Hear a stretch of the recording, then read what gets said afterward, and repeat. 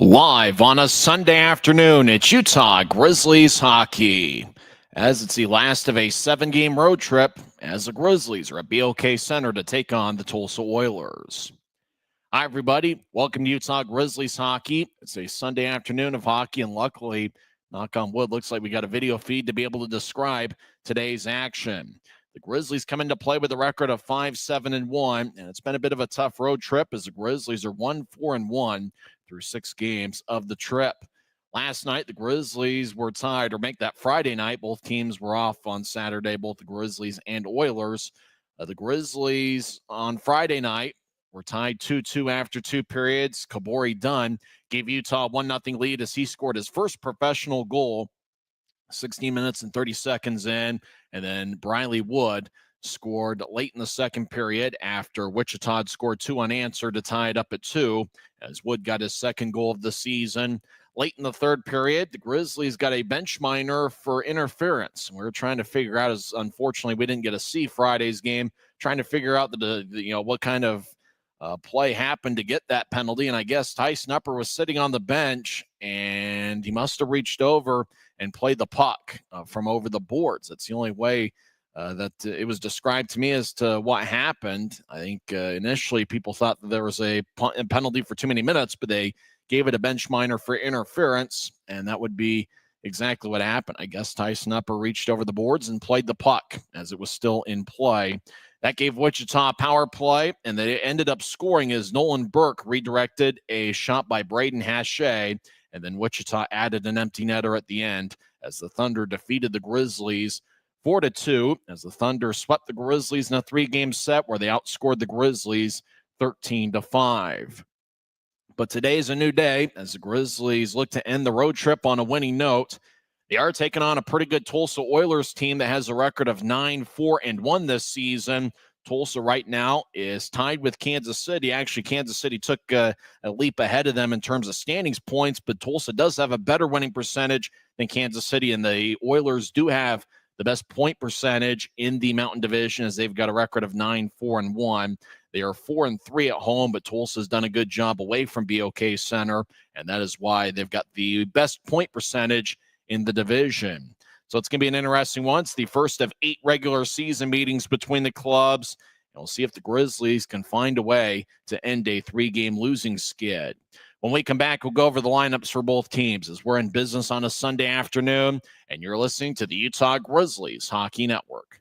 When you buy tires at Les Schwab, you're getting more than just tires. You're getting America's best tire warranty, 60-day satisfaction guarantee, no hassle road hazard protection, and free maintenance for the life of your tires. So if something happens to your tire on the road, we'll fix it, or we'll replace it, no questions asked. Other places make you pay extra for that kind of protection, but at Les Schwab, it's included with every set of tires, because more warranty means less worry, and nobody stands by their tires like Les Schwab. Get more from Every new day is a chance to be kinder to your body and your mind. U of U Health is here to help you build strength and confidence every day. Let us help you be a better you. U of U Health, official health partner for the Utah Jazz, Utah Hockey Club, Utes Athletics, and the Utah Grizzlies. Take the first step today at uofuhealth.org. Since 1939, America First has helped people start businesses, buy homes and cars, and achieve their financial goals. Today, our top priority is still the financial success of you and your family, which is why we're giving new members $100 when they sign up for a basic savings and checking account, and another $100 when they upgrade to premium checking and enroll in and use direct deposit. So head to americafirst.com today and join the credit union that always puts its members first. Why is Jerry Seiner the #1 Kia store in the Salt Lake region? Selection. We've got over 350 new Kias to choose from. Savings. Shop over 30 new Kia Seltos models and save up to $2,000 off when you buy. Jerry Seiner has been the area's most trusted automotive source for over 40 years. Little wonder then how we've made thousands of friends to last a lifetime. Jerry Seiner Kia, Salt Lake.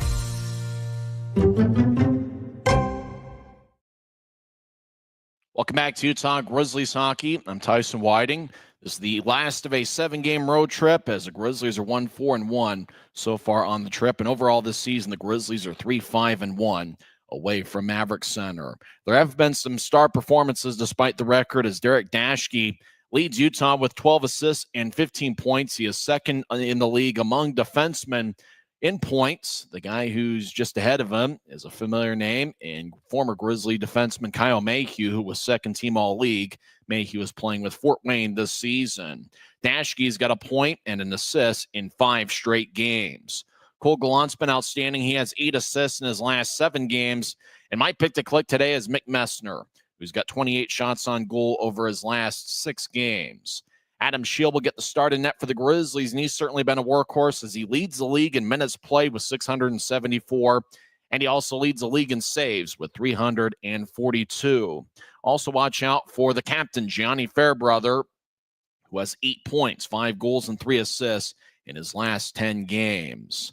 On Friday night, it was Kabori Dunn getting his first professional goal that came 16:30 into the first period. He'll be lined up next to Derek Dashke today. That's the top defensive pairing. Unfortunately, Brian Yoon is still out of the lineup as he'll probably be out close to the next month due to an injury. We'll give you the lineups for both teams on the other side as we're grooving on a Sunday afternoon. It's the Grizzlies and the Tulsa Oilers over at BOK Center, and face-off is coming up next on the Grizzlies Hockey Network. Smith's always gives you more ways to save on top of our lower-than-low prices. And when you download the Smith's app, you can enjoy over $500 in savings every week with digital coupons and earn fuel points to save up to $1 per gallon at the pump. With a Boost membership, you'll save even more with double fuel points and free delivery. Discover more ways to save big every day. Smith's, fresh.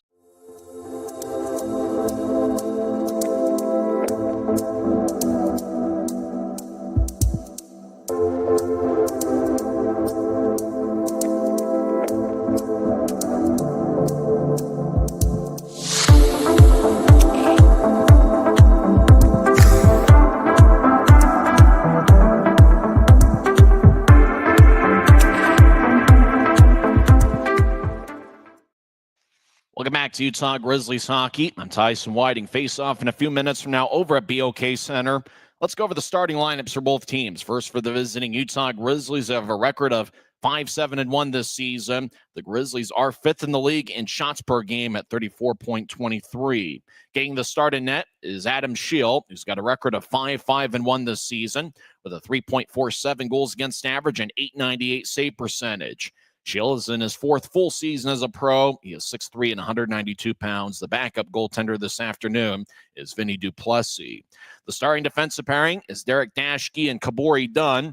Dashke leads the Grizzlies with a +3 rating, and he's been outstanding for the Grizzlies as he's been one of the best defensemen in the league. And Kabori Dunn, we mentioned him scoring his first pro goal, the former Lindenwood University product. He also played at the University of Maine. Dunn is 6'2" and 180 pounds. The other defensemen tonight include Cade Jensen. He'll be paired up with James Shearer, and Chase Hartge will be lined up next to the captain, Gianni Fairbrother. The defensive scratches are Brian Yoon and Kyle Powell. Starting forwards for the Grizzlies, Briley Wood picked up a goal on Friday night. He has 2 goals and 7 assists in 13 games. I think it was one of those rebounds out in front where he took a shot, bounced off the goaltender. Wood got it back and scored. Watch out for Briley Wood in front of the net as he's got good size at 6'3" and 190 pounds. Luke Manning's also in the starting lineup. He's got 2 goals and 7 assists this season. He had 1 assist on Friday night. He'll be making his 14th appearance this season. And Adam Berg is also going to be in there. Berg has 1 goal in 5 games. Although somebody that was there on Friday says that he might have gotten an assist in one of Utah's 2 goals. So starting forwards again are Wood, Manning, and Berg. We will also see quite a bit of the forward line of Mick Messner, Cole Gallant, and Reed Lebster. That's the top forward line for the Grizzlies tonight as Utah is starting their second unit, according to Ryan Knasowicz's score sheet. The third forward line has Aaron Aragon, who scored a goal on Thursday against Wichita. He'll be lined up next to Cade Nilsson, who had 1 assist on Friday, and Cameron Buell. Buell's got 3 goals in 12 games. Craig Armstrong will be paired up with Tyson Upper as the Grizzlies are going with 11 forwards and 6 defensemen as Dylan Fitz, who was a late scratch on Friday, is unable to go once again today. Fitz, Blake Wells, Nick Pastorius, and Reed Morrison are the forward scratches for the Grizzlies. And now for the Tulsa Oilers, who are led by longtime head coach Rob Murray. They've got a record of 9-4-1. They are 4-3 over at BOK Center. The starting goaltender is a native of Russia, Vyacheslav Butyets is the starting goaltender. We'll spell that out during the intermission. Vyacheslav Butyets is 6'4" and 185 pounds. He's got a record of 5-3, has one shutout for Tulsa. He has an .891 save percentage at 2.95 goals against average. My prayers were unanswered. I was hoping that Talon Boyko would be the starter at net, but it's Butyets who's going to get the start for the Tulsa Oilers. The starting defensive pairing is Dougie Legrone, number 5. It's his third year with the Oilers. He'll be paired up with Big Mike McKee, who is 6'5" and 240 pounds. Starting forwards are Reed Petrick, Tyler Poulsen. Poulsen has given the Grizzlies fits over the years, and Josh Nelson, who's wearing number 19. A couple key forwards to watch out for. Poulsen's a 10-point scorer in 14 games, 6 goals and 10 assists. Also watch out for Austin Albrecht, who's been a key performer for the Oilers. He's on a point-scoring streak. And also watch out for Solod Bakic, who's got 2 assists in 8 games. He played with Allen last season. We'll come back and have face-off on the other side. You've been listening to the Utah Grizzlies pregame report on the Utah Grizzlies Hockey Network. From commercial to recreational truck accessories, Mountain Land Truck Outfitters has got what you need. Flatbeds, spray and bed liners, lifts and leveling kits, wheels and tires. Mountain Land Truck Outfitters proudly uses a brand you know and trust. And with our experienced, knowledgeable, and friendly staff, your visit here will be informative and enjoyable. Stop into our convenient location in Provo at 265 South 100 West.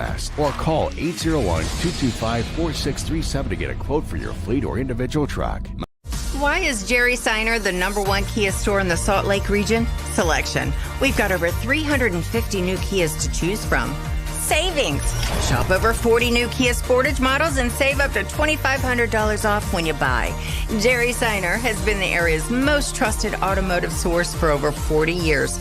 Little wonder then how we've made thousands of friends to last a lifetime. Jerry Seiner Kia, Salt Lake.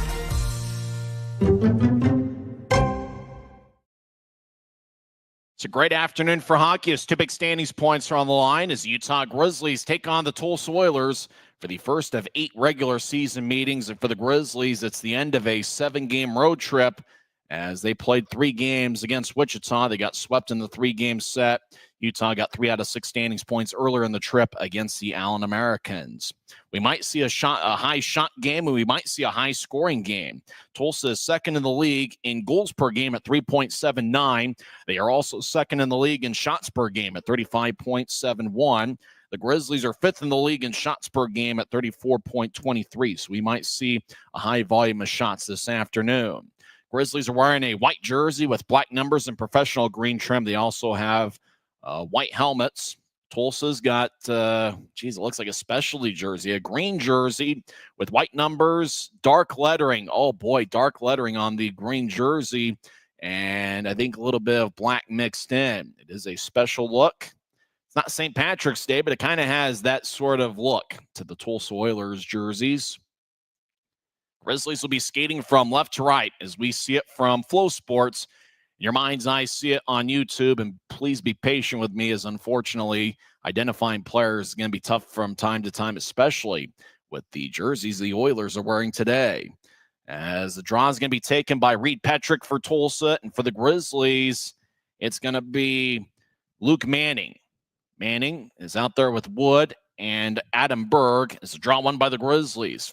As Kabori Dunn gets it, he's paired up with Derek Dashke. Dunn along the near board, slides it over to Dashke, who fires towards the left wing at center ice looking for Berg. He got occupied. Tulsa comes back the other way. Oilers right wing, righty shot goes over Shields' head as Tulsa gets the first look on net. Unofficial shot, 20 seconds in, as it won't be counted as a shot as the shot missed wide. Berg gets to the Tulsa line and dumps it in. Puck along the near boards. Tulsa gathers it. Oilers are off to a good start this season. They get to the right wing. Tulsa steps over the offensive line and fires into the near corner as the Oilers, along the end boards, they did not consult with broadcasters when making up the specialty jersey. Numbers are tough to spot. Left wing, righty shot kick saved by Shield. Rebound goes back to the Oilers as they skeet towards the left point. Oilers will pitch it back into the corner they vacated to ricochet off the wall. Grizzlies clear it out to center. Utah gets to center ice, and dumping it in is the captain, Gianni Fairbrother. As we're 1 minute in, still no score as we're just getting underway here as the Grizzlies are taking on the Oilers. Looks like a typical Sunday crowd. Long-range pass goes off the left wing near the Utah line. Play is stopped as there's 18:49 left in the first. Everybody make your pick to click as who's going to be the player of the game for the Grizzlies. I don't remember who I put on social media, although I do have a good feeling on Mick Messner today. He's got 28 shots over his last 6 games. I think Messner is going to do some damage against the Oilers today. Oilers win the draw. They tried to dump it in, but just got to the Utah line. Dunn pitches it ahead as Messner gets the puck wearing number 10, and he'll roll it in. Chasing after it's Reed Lebster, but the Oilers will fire it along the far boards. Oilers get it out to center ice. Dashke hustles after it, as does Kabori Dunn. Dunn to the far side. Will slice it along the boards towards the near side. Lebster gets a new try, so pitch it to his left. Grizzlies skate down the middle as they veer off to the left. Stepping over the offensive line is Messner. As Messner trying to get towards the right side, a ricochet off the end boards. Grizzlies try to feed it out in front, and it bounced off the pads of Butjets as the Oilers get to center ice. Dump it in. Grizzlies come back with it, skating from left to right. As the Grizzlies will bank it off the far boards. We get a whistle as the puck might have exited the zone and then it was re-entered. As we get a whistle with with 18:04 left in the first. We're about 2 minutes in. For the Oilers, we had mentioned they'd gotten off to a quick start this season. They've got the best point percentage in the league. Tulsa's won 3 out of their last 4 games. Oilers got off to a good 3-0 start this year. They don't have a losing streak of more than 3 this season. They lost 3 in a row in late October and the first game in November. As the Oilers dumping into the near corner, and the numbers are impossible to tell with the jersey, a dark number on a green jersey. As the Oilers fire it towards the near boards, we apologize to the Tulsa fans that are tuned in. It's tough to tell who's who. And over in the left point, Mike McKee fires towards the net. That goes wide. Puck along the far side. Shield will brush it towards the near boards. Grizzlies hustle after it. Utah to the right side gets it towards Armstrong. Back to Aragon. Make that dash cue. Dumped it in as the Oilers pivot along the near circle. Tulsa gets it out to center ice as it goes past McKee. He'll let it go all the way along the Grizzlies end boards as Shield will drop it off for Dunn. As Dunn will skeet down the middle, about 2.5 minutes in. Dunn pushes it to the left side. Pass connects. Grizzlies step over the attack line. Utah stops in the left point, waiting for everybody else to enter the zone. Grizzlies will dump it in deeper as Berg takes a spill along the far corner. And the Grizzlies will fire it off the near boards where it's gathered by Mike McKee of Tulsa. He's the longest tenured current Oiler. Dumping it in is Vitaly Mikhailov in his Tulsa Oilers debut, a native of Russia, just recently signed. 2-on-2 battle along the far corner as Utah comes away with it. Grizzlies skate along the left wing. They cross center ice. Utah tried to nudge it ahead towards Wood, and the pass is picked off by the Oilers. Tulsa enters from the left side. They make a line change. Skate towards the slot. Shot is blocked away by Shield. Grizzlies will backhand it to center ice for Lebster. Lebster tried to move it ahead to Messner. Tulsa took it away. Oilers very active defensively with their sticks early on. As the Oilers get it in deep, Cameron Buell rolls along the far boards. Grizzlies get it back towards Buell. He's in the near corner of the Grizzlies zone. He'll push it ahead towards Lebster. Lebster will roll one out to neutralize as pass goes tape to tape. Grizzlies over the attack line. Messner dumps it in. Messner gets around 2 Oilers, including the body type of Doogie Legrone, who's wearing number 5. As Lebster gets pushed along the left shoulder. Puck goes towards Buell. He collides with an Oiler. Tulsa comes out with the puck. Oilers get to center ice. Tulsa enters the attack line, but they're offside a little bit. As it looked like the Oiler on the right wing was fiddling and diddling a little bit too much, and the guy from the slot was just cutting a little bit too quick as he entered before the puck. So offside is called with 15:52 left in the first. We're just getting underway. It's just the start of things over at BOK Center, so grab some chips and dip and a beverage of your choice and enjoy a little bit of Sunday with us.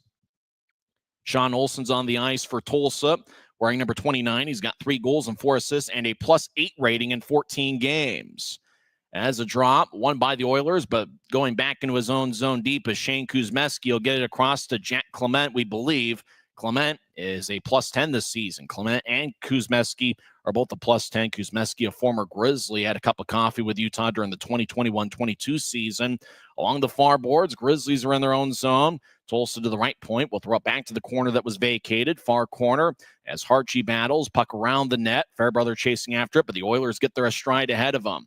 Tulsa over on the left side dancing around as Tulsa back towards the near side. That looked like Josh Nelson, number 19.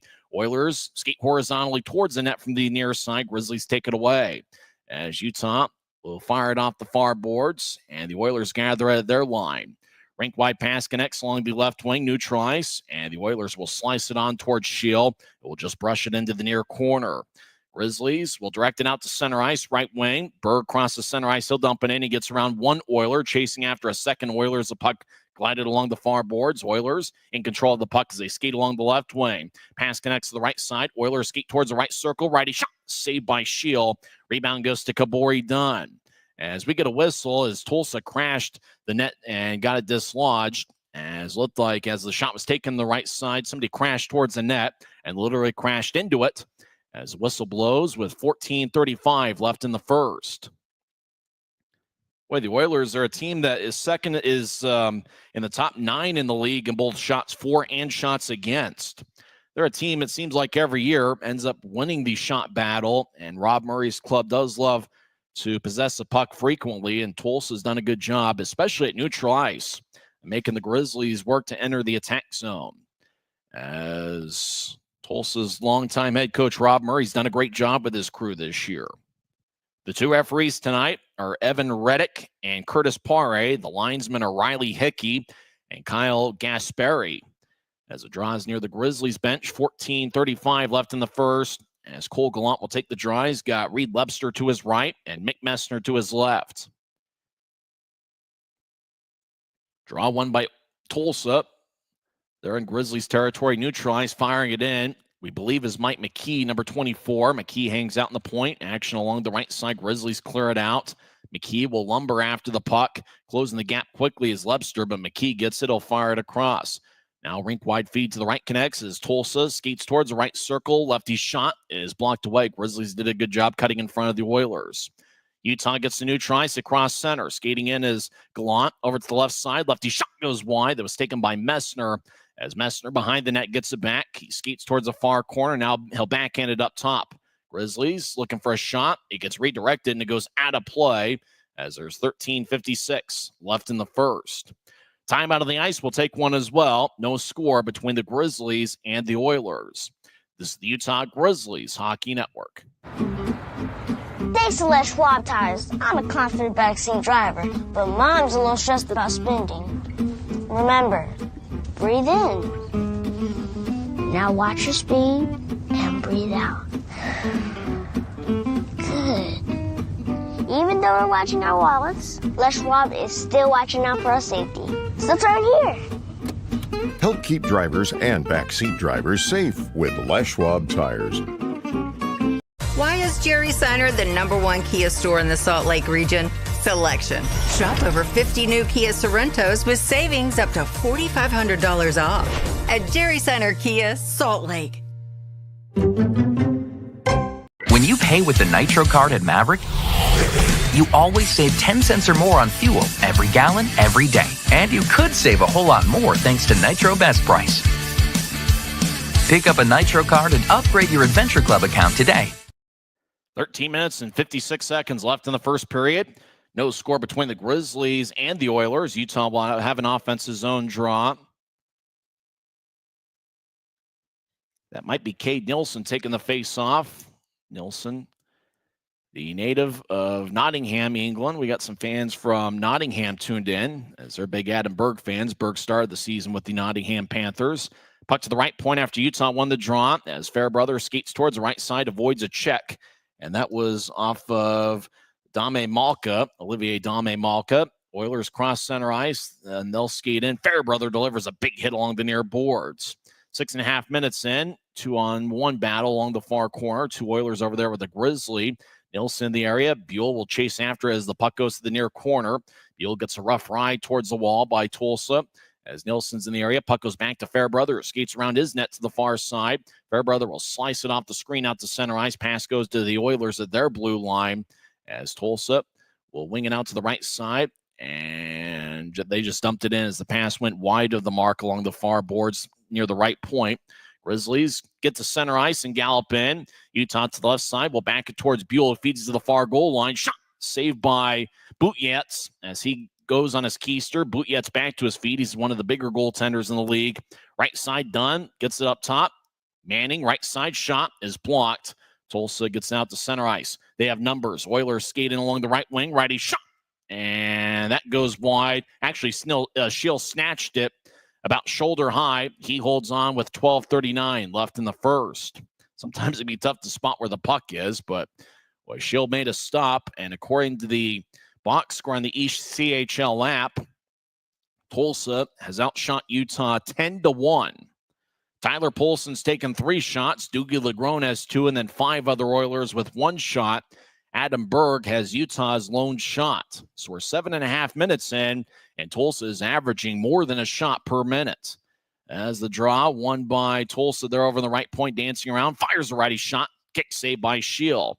Rebound goes back towards Shane Kuzmeski, who rolls it along. I think the shot from the right point was taken by Jack Clement as he's hanging out in the right point. Clement played his college hockey at Miami of Ohio. That's the same place that Derek Dashke played at for 4 years. In fact, Clement and Dashke were college teammates for 3 years. Behind Utah's net, Shield looks over his left shoulder. Grizzlies will pitch it to Cole Gallant. He gets occupied along the far wall. Puck goes to neutral ice. Grizzlies hustle after it.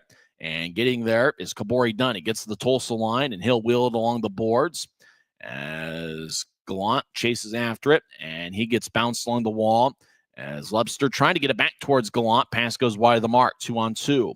Oilers over the line. Clement dumps into the far corner as Grizzlies spin around an Oiler. Gallant looks nearby. Gallant, the second-year Grizzly. Puck goes to Fairbrother. He skates on the far goal line and stops. Grizzlies will switch up forwards as we're 8.5 minutes in. Still no score. Grizzlies getting out to center ice for Aragon. He'll tap it off the far boards and chase after it. Tulsa gathers it, and they'll push it out to center ice. Puck bounced off of one of the officials. Now it's at center ice. Craig Armstrong gets it back as Grizzlies. Kabori Dunn keeps his head up. 11:18 and counting left in the first. Dunn shuffles out to center ice. Now Dunn will negotiate his way into the attack zone. He spins as he's skated towards the far corner. Dunn looks like he's playing with a lot more confidence here this week. As the Oilers get to center ice, 3-on-3, they enter the zone. Tulsa will fire it around the boards. And unfortunately, it's tough to spot who's who with these specialty jerseys the Oilers are wearing. It's a green jersey with dark numbers, maybe navy blue numbers. As the Oilers out at center ice, Berg pokes it away. Oilers get it back. Tulsa's outshot Utah by a wide margin so far. Oilers over the line, throwing it across is Austin Albrecht, who's wearing number 27. He's been one of Tulsa's better performers lately. Oilers get out to the right side as a pass connects, and Tulsa chases after as it glanced off a stick. Puck behind Shield's net as it rolls along the near boards. Tulsa gets it back up top, and the Oilers' Anthony Costantini rolls it along to the far side. Now back to the right point. Righty shot, kick saved by Shield. And he'll hold on as it bounced off his pad and it stayed in front of him. And Shield makes the stop with 10:20 left in the first. Costantini for Tulsa has been paired up with Olivier Dom Malka, and it might have been Dom Malka that took the shot. He is 5'11", 185 pounds. He has 8 assists in 14 games. One of the keys to Tulsa's success this year has been a strong defensive unit. We had mentioned Jack Clement and Shane Kuzmeski. They're both a +10 for the Oilers this year, which leads their club. Grizzlies win the draw. They get it out to center ice. They were in their own end, skating from left to right. Grizzlies dumping into the far corner. Wood delivers a push as the Grizzlies get to the point. Now back in deep as Tulsa will gather the puck. Oilers have done a great job with the puck possession early on. As Tulsa gets the center ice, and on the back check, Lebster took it away. Lebster along the left wing gets around 2 Oilers. Lebster to the far side, skates around the net. He loses. He pushed it towards the near corner. Tulsa gets out to center ice, right wing. Grizzlies back defensively. Oilers skate over the line, and Cade Jensen cuts off an Oiler. Puck goes back to center ice as it's sliced towards Big Mike McKee, as McKee will roll it along the boards. He's been with Tulsa for over 7 or 8 years. Grizzlies make a line change. Tulsa hustles after the puck deep in their own zone as the Oilers stop on a dime behind their goaltender. Grizzlies had to brush out of the way as Armstrong was closing the gap instantly. Oilers dumping in deep. Shield behind his net as a Grizzly knocks down an Oiler, and that's Kabori Dunn delivering a hit as Tulsa centers it out in front, picked off by Fairbrother. The Grizzlies captain's been solid all year. As he tried to shovel it out of the zone, stayed with it, and looked like Tulsa played with the high stick. 9 minutes and 5 seconds are left in the first period. Well, Tulsa's got a big shot advantage, but the Grizzlies have held them scoreless. No score 11 minutes in. This is the Utah Grizzlies Hockey Network. When you buy tires at Les Schwab, you're getting more than just tires. You're getting America's best tire warranty, 60-day satisfaction guarantee, no hassle road hazard protection, and free maintenance for the life of your tires. So if something happens to your tire on the road, we'll fix it, or we'll replace it, no questions asked. Other places make you pay extra for that kind of protection. But at Les Schwab, it's included with every set of tires, because more warranty means less worry, and nobody stands by their tires like Les Schwab. Every new day is a chance to be kinder to your body and your mind. U of U Health is here to help you build strength and confidence every day. Let us help you be a better you. U of U Health, official health partner for the Utah Jazz, Utah Hockey Club, Utes Athletics, and the Utah Grizzlies. Take the first step today at uofuhealth.org.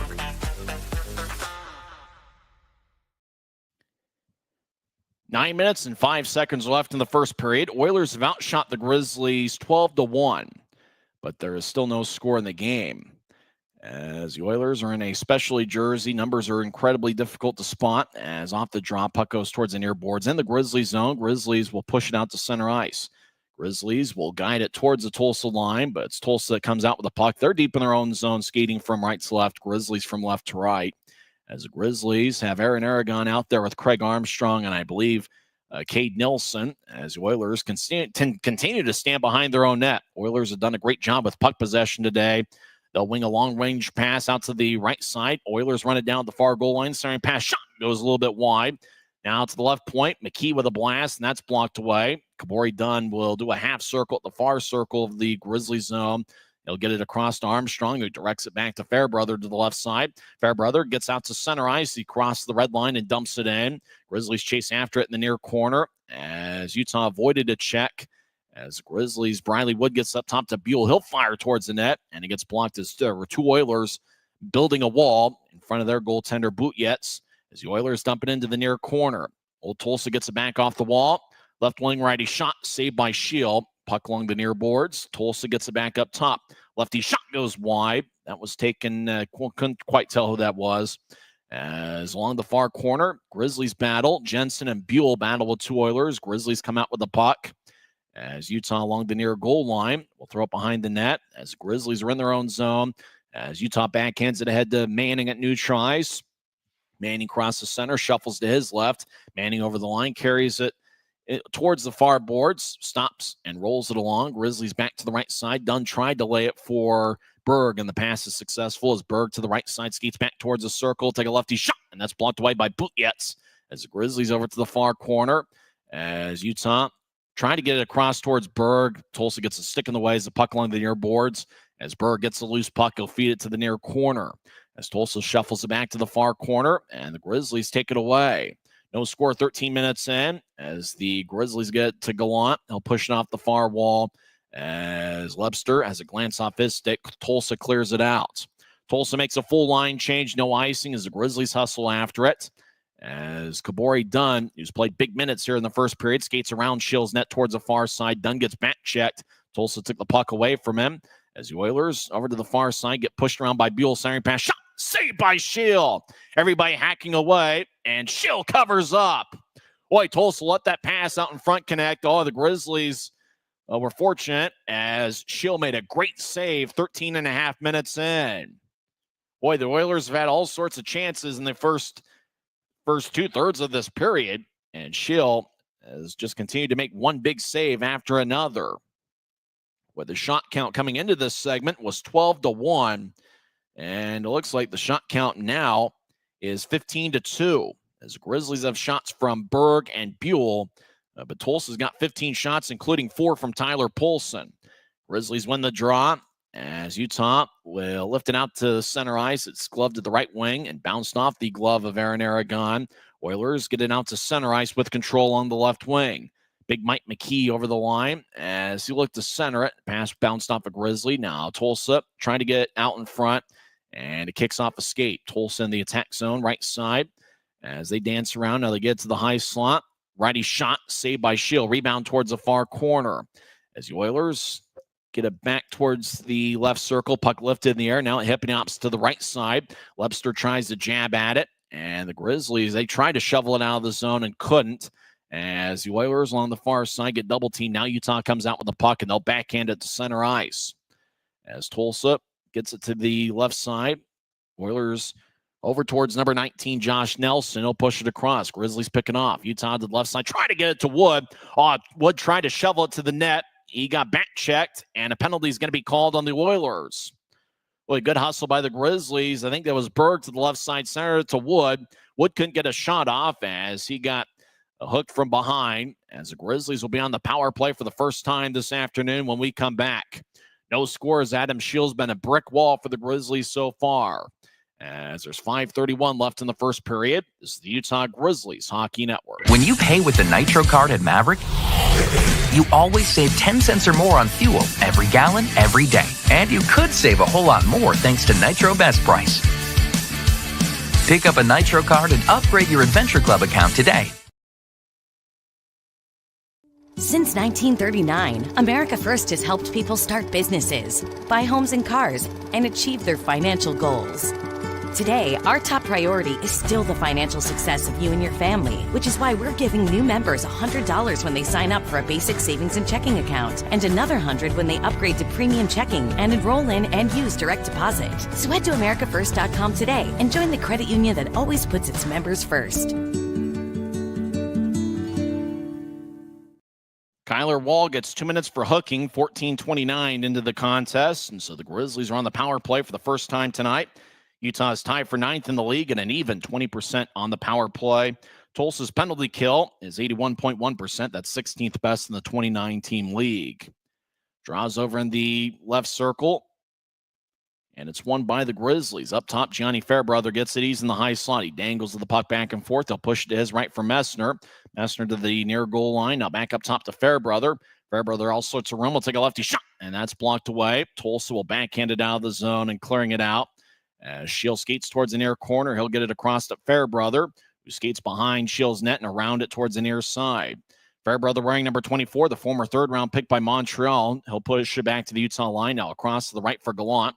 Gallant over the line, fakes it to Wood. As Gallant throws it towards the end boards and chases after it. Tulsa gets it, and they'll slice it out. Less than 5 minutes left in the first period. Still no score. Oilers have outshot the Grizzlies either 16-2 or 16-3. Utah will back it out as Grizzlies skate north-south to the right side. Gallant over the line gets it to Wood. Wood, right point, will fire it in deep. Gallant chases after it, and he'll slide it to the left point for Buell. Now Fairbrother across to Wood. He'll skate over to the right circle, drop it back for Fairbrother. Over to Gallant. He's in the right circle, looking for his first goal of the season. He's kind of the Grizzlies' version to Nick Schmaltz. Over to Berg. He'll take a shot, and Butjetz makes a save. And he holds on. Oh, the Grizzlies got the puck to Berg. He was hanging out the near goal line. Berg didn't have a great shooting angle, but he fired away on Butjetz. And you got to give Tulsa their goaltender credit. Butjetz didn't allow a second shot, and so he holds on. 4 minutes and 20 seconds are left in the first period. Grizzlies make a line change. As Luke Manning will take the draw. Up top is Dunn and Lebster. We also have Aragon, and over in the left wing, can't tell who that is. It might be Craig Armstrong. And it is.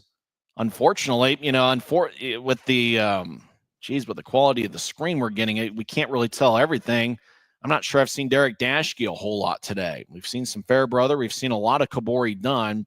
But hopefully Dashke's getting his regular shifts. Haven't really noticed him as much out there. We know that last Saturday, 8 days ago, Brian Yoon picked up an injury. As Grizzlies win the draw, Lebster hanging out in the right point along the near boards. He gets up top to Dunn. Dunn fires towards the net, and that one goes wide as he missed the net glove side on Butjetz. Puck along the far wall. 3-on-3 battle. Grizzlies have a player lose their stick. Tulsa gathers it, and they clear it out. Looked like it deflected into the bench area. Tulsa's bench specifically. 4 minutes and 2 seconds left as Utah is late in the power play. Actually, Grizzlies have about, I'd say, 32 seconds left in the power play as the penalty, I believe, was with 5.5 minutes left in the first period. So Draw's going to be at neutral ice, just in front of the Oilers bench. As we're late in the first period, still no score. Draw won by Utah. Kabori Dunn pushes across to Lebster. Lebster has a glance off his stick. It rolls back towards Dunn at the Utah line. Dunn back to Lebster on the near side. Lebster gets to neutral ice as he'll hustle out to the left side. He'll push it to the left wing. Now back towards Lebster in the far corner. As the Grizzlies get to Aragon out in front of the net, he'll slice it across. Tulsa picks it off. As Aragon might have been a little bit too unselfish there as he had the puck on the right side and decided to feather it across. As coming out of the penalty box is Kyler Wall. We're back to skating 5-on-5. Dunn shuffles along the right wing, gets to center ice, and he'll fire it in. As the puck along the near boards, Tulsa in their green specialty jerseys with dark numbers get it around the net. As Tulsa dancing around, Utah's Cade Nelson chasing after it. Oilers back to the left wing as they get to center ice. Tulsa will wing it around the wall. She'll stays in front of his net as the Oilers back in the far corner kick it across. Tulsa will skate back towards the left point and drop it off. As I think that's Kuzmeski. He'll lay it as the Oilers back in the near corner. As Tulsa dancing around, Cameron Buell in the area. Buell delivers a push on the Oilers. The Glass goes leaning back. Puck back to the right point. Oilers fire towards the net, and that's sticked away. As the Grizzlies get it 2-on-2, they cross center ice. Utah over the attack line. Grizzlies to the far side try to center it. Backhand over towards towards Nielsen. I tried to pass it out in front of the net to the far side, and it goes wide. Oilers re-enter from the left side. As Tulsa skates to the near side. Shot, and Schill gets crashed into. As it looked like there was a couple guys in front of the crease. And the Oilers just bounced Schill to the ice. Net gets dislodged. And no goal on the play. Boy, Schill got hit pretty hard, though, as the Oilers really got in front of the net. And, boy, Schill looked like a quarterback that took a big-time hit. There's a penalty, and it's on Utah, as Chase Harchie will take a seat for 2 minutes. As looked like Harchie was out in front of the crease trying to protect the net. And it doesn't look like we're getting any replays of anything today, but boy, Schill took a big time shot. He got up a little bit slow. Hopefully he'll be okay, as the Grizzlies are going to be shorthanded. They put the net back in place.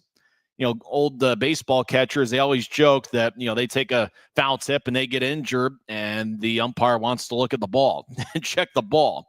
Kind of looked like Schill was slow to get up, and the officials were checking to make sure the net gets back in place. You know, Tulsa's first power play of the game. They're 21.3 this season, 8th best in the league. Grizzlies get it and clear it out. Tulsa skating from right to left in this first period. No score. Oilers have a big shot advantage. Tulsa crosses center ice, and they step over with ease. They'll move it to the left point, and unfortunately, we are having a tough time telling who's who. Kuzmeski, he's over on the left side. He'll get it across. Now back up top and over to the left point. That looks like it's Tyler Polson. He'll push it to the high slot as the Oilers get it back towards the near side. As the Oilers over to the near goal line. Now back to the left circle. Tulsa toe drag, righty shot, and a save by Schill. As he holds on, boy, Adam Schill's been a brick wall, making one big stop after another. As he's off to about 20 saves here in the first period. So he holds on, 1:44 left in the first. Oilers up to 17 shots. Grizzlies now have 5, including 2 by Adam Berg. Draws over in the near circle. Thanks for hanging out with us this afternoon. We know there's a lot of sports and entertainment options out there. Thanks for choosing the Grizzlies. Draw one by Tulsa. Dame Malka will get it to the near circle as the Oilers get it to the goal line. Tulsa dancing around as they get over to, we believe, Polson. And now back to the near goal line. Tulsa, they try to shovel it towards the net, kind of lunging the puck towards it. And the Grizzlies poke it back along the near boards. Tulsa's still in the attack zone. They're on the power play late in the first period. Oilers get it up top. Lefty one-timer, saved by Shield. Rebound, Tulsa out the near goal line, couldn't gather it, as they probably would have had a great chance there as the fans groan in unison, or at least we think. We can't hear anything from Tulsa. Oilers along the near boards as they dance around. Tulsa feeds it across to the right point. Now back up top, Dame Malka fires towards the net. It's blocked, and the puck hippity hops to the Tulsa blue line. As Grizzlies chase after it, Utah jabbing after the puck and getting it successfully was Luke Manning as the puck gets brushed back to neutralized Grizzlies territory. Done across to Fairbrother, as Fairbrother will fire it across, and it goes off the screen deep in the Oilers zone. Grizzlies chase after it, as looks like there's a delayed offside. Tulsa back to neutralize. They cross center. 26 seconds left in the first period. As the puck goes towards the far side, Grizzlies clear it back out. As the Oilers get it back in, back to 5-on-5 skating. Right side, righty shot, saved by Shields. Harchie's out of the box. Grizzlies have a 2-on-1 potentially. Utah to neutralize, fires it towards Bootyets, and he makes a save. Boy, it's too bad they fired it from neutralize. They had a 2-on-1 with Harchie on the right side. Oilers skate in, but time runs out in the first period as Tulsa had a big shot advantage, but Adam Schill was an absolute star in the first period. So both teams led to the first intermission locker room with a scoreless game. We'll come back and recap the first 20 minutes statistically, and we'll also go over some scores from around the world of sports. After one period over at BOK Center, it's Utah Grizzlies 0 and the Tulsa Oilers 0. This is the Utah Grizzlies Hockey Network. Why is Jerry Seiner the #1 Kia store in the Salt Lake region? Selection. We've got over 350 new Kias to choose from. Savings. Shop over 30 new Kia Seltos models and save up to $2,000 off when you buy. Jerry Seiner has been the area's most trusted automotive source for over 40 years. Little wonder then how we've made thousands of friends to last a lifetime. Jerry Seiner Kia, Salt Lake. Smith's always gives you more ways to save on top of our lower than low prices. And when you download the Smith's app, you can enjoy over $500 in savings every week with digital coupons and earn fuel points to save up to $1 per gallon at the pump. With a Boost membership, you'll save even more with double fuel points and free delivery. Discover more ways to save big every day. Smith's, fresh for everyone.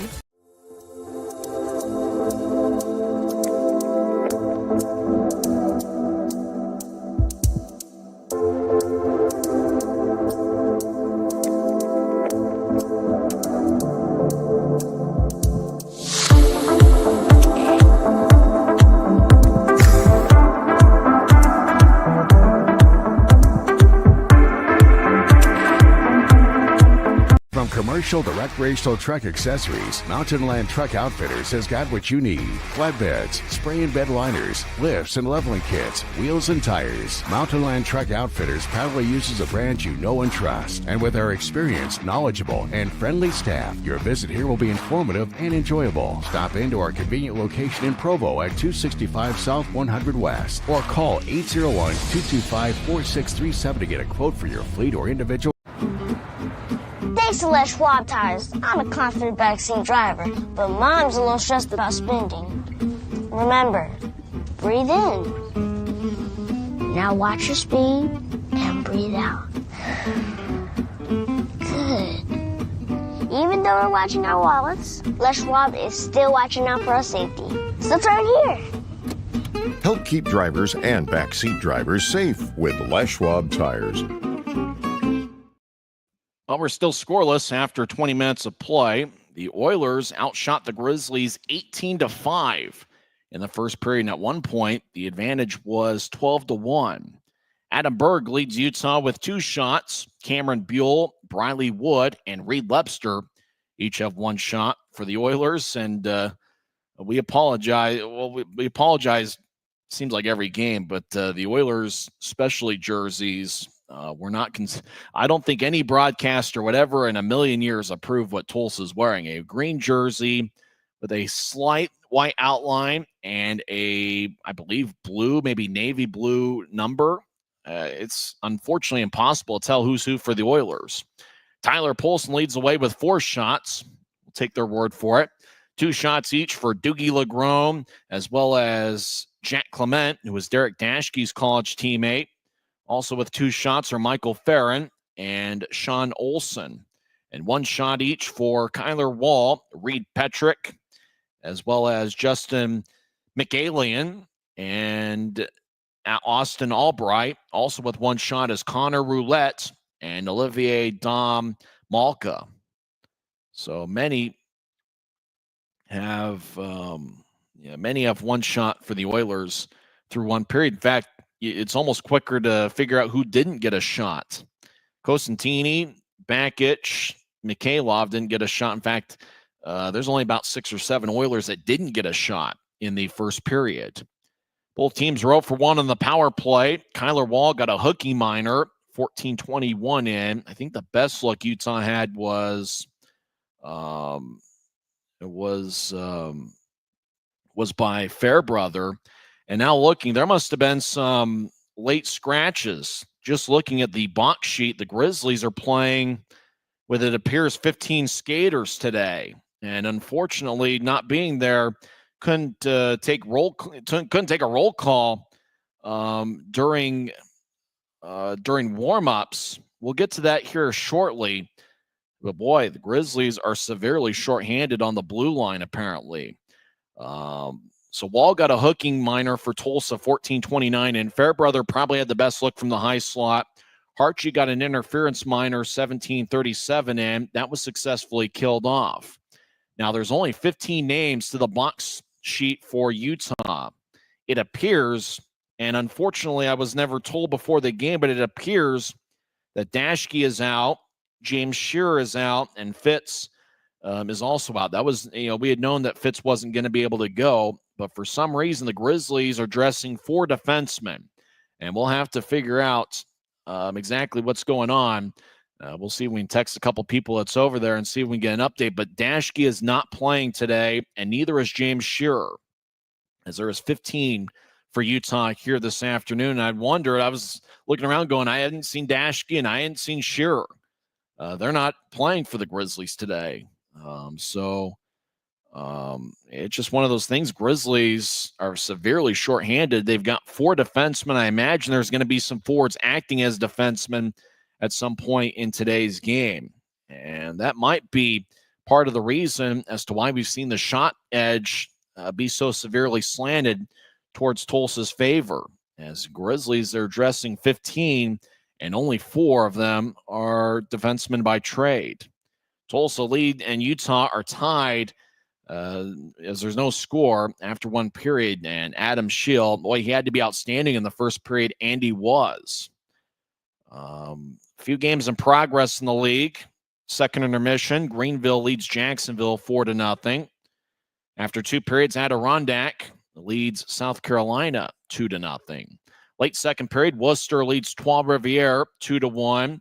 And after 1 period, no score between Bloomington and Iowa. And getting underway in about a half hour from now, Orlando is at Toledo. We'll come back and give you some NFL scores. We'll also talk about the one NHL game that's taking place tonight. I'm going to see if I can figure out exactly what happened to Dashke or Shearer, as neither guy is in the Grizzlies lineup this afternoon.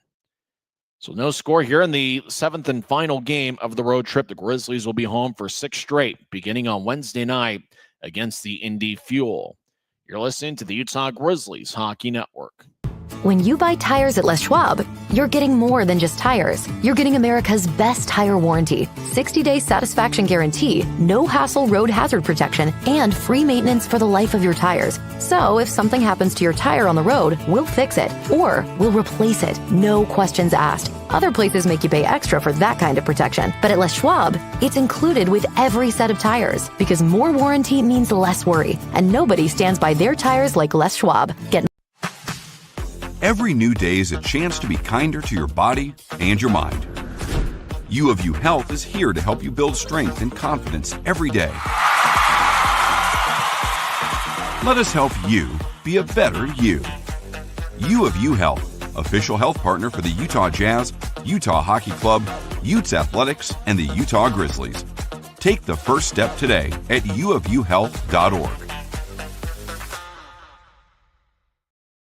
Welcome back to Utah Grizzlies hockey. We just gotten word on Dashke and Shear that they're both battling injuries and we're just unable to go today. Nothing that appears to be too long-term, but that is why the Grizzlies are as shorthanded as they are. And unfortunately, it just took us not seeing either guy on the ice to figure out that something was wrong with both of those players. Busy slate as it's week 12 of the National Football League. Games that have gone final. Kansas City defeats Carolina 30-27. Well, it looked like the Panthers kept it close, but their record falls to 3-8. Chiefs are now 10-1. In overtime, what turned out to be a great game, Vikings defeat the Bears 30-27. Boy, the Bears lose another close one, and for the Vikings, they win another close one as their record is now 9-2 on the season. One of the other big upsets today, Tennessee defeats Houston 32-27. Tennessee gets their third win of the year, and the Texans fall to 7-5. Other games that have gone final in the NFL. Lions defeat the Colts 24-6. Dolphins get a 34-15 victory over the Patriots. Buccaneers defeat the Giants 30-7. And the Dallas Cowboys get a 34-26 victory over the Washington Commanders. As Dallas's record goes to 4-7, Washington falls to 7-5. Games going on right now. There are three of them. End of the first quarter, Broncos lead the Raiders 3-0. Late first quarter, the Packers have a 7-0 lead over the 49ers. And late first quarter, no score between the Cardinals and the Seahawks. Later on today, on Sunday Night Football, the Philadelphia Eagles are at the LA Rams. One NHL game tonight, and it's the Utah Hockey Club as they are in Toronto for the first time ever to take on the Maple Leafs. Utah's got a record of 8-9-3 this season. Toronto is 12-6-2. Vemelka got the victory last night. He was outstanding. He's really been great all year. His record is just 2-5. But he's got a 2.20 goals against average and .927 save percentage. It's kind of interesting. I kind of made a quick mention of it. Action was going on pretty quick about Cole Gallant kind of being the Nick Schmaltz of the Utah Grizzlies. Nick Schmaltz leads the Utah Hockey Club in assists with 15. However, he doesn't have a single goal, which is certainly surprising for him because he's a good goal scorer. It appeared that he did score in the second period in last night's game, but it was waved off due to goaltender interference. And as for Cole Gallant, he leads all Grizzlies forwards in assists with 11. Unfortunately for Cole Gallant, he hasn't scored a goal yet this season. I almost have a feeling he's going to get one as among Utah's scoring chances in the first period. Gallant looked like he was out there in front of the net, and it looks like the puck kind of bounces towards his stick. He might get a pretty good look there in the second period. So it'll be interesting. It's kind of a Utah pro hockey doubleheader today. Grizzlies and Oilers going on right now, and the Utah Hockey Club and the Toronto Maple Leafs. When we come back, we will talk some hockey, and we'll go over the box score once again and see if we can figure out what the Grizzlies need to do here in the second period to take control of the game. After one period, no score between the Grizzlies and the Oilers. This is the Utah Grizzlies Hockey Network. Since 1939, America First has helped people start businesses, buy homes and cars, and achieve their financial goals. Today, our top priority is still the financial success of you and your family, which is why we're giving new members $100 when they sign up for a basic savings and checking account, and another $100 when they upgrade to premium checking and enroll in and use direct deposit. So head to AmericaFirst.com today and join the credit union that always puts its members first. Why is Jerry Seiner the #1 Kia store in the Salt Lake region? Selection. We've got over 350 new Kias to choose from. Savings. Shop over 30 new Kia Seltos models and save up to $2,000 off when you buy. Jerry Seiner has been the area's most trusted automotive source for over 40 years. Little wonder then how we've made thousands of friends to last a lifetime. Jerry Seiner Kia, Salt Lake. Smith's always always gives you more ways to save on top of our lower than low prices. And when you download the Smiths app, you can enjoy over $500 in savings every week with digital coupons and earn fuel points to save up to $1 per gallon at the pump. With a Boost membership, you'll save even more with double fuel points and free delivery. Discover more ways to save big every day. Smiths, fresh for everyone. First intermission over at BOK Center, and there's no score between the Grizzlies and the Oilers as Utah is rolling with 15 skaters today as Dashke and Shearer apparently were unable to go due to injuries, and Dylan Fitz has missed his second straight game due to an injury as well. You know what I'm really looking forward to this week? I am looking forward to seeing some live hockey from the arena, and that's what we get at Maverick Center, as the Grizzlies will take on the Indy Fuel for a 3-game set. The first game of the series will be on Wednesday, November 27th. That's going to be a 7:10 start, and then on Black Friday, the Grizzlies will have a whiteout specialty jersey and a special $12 ticket offer. That's going to be on Friday, November 29th, and then pickleball night is going to be on Saturday, November 30th.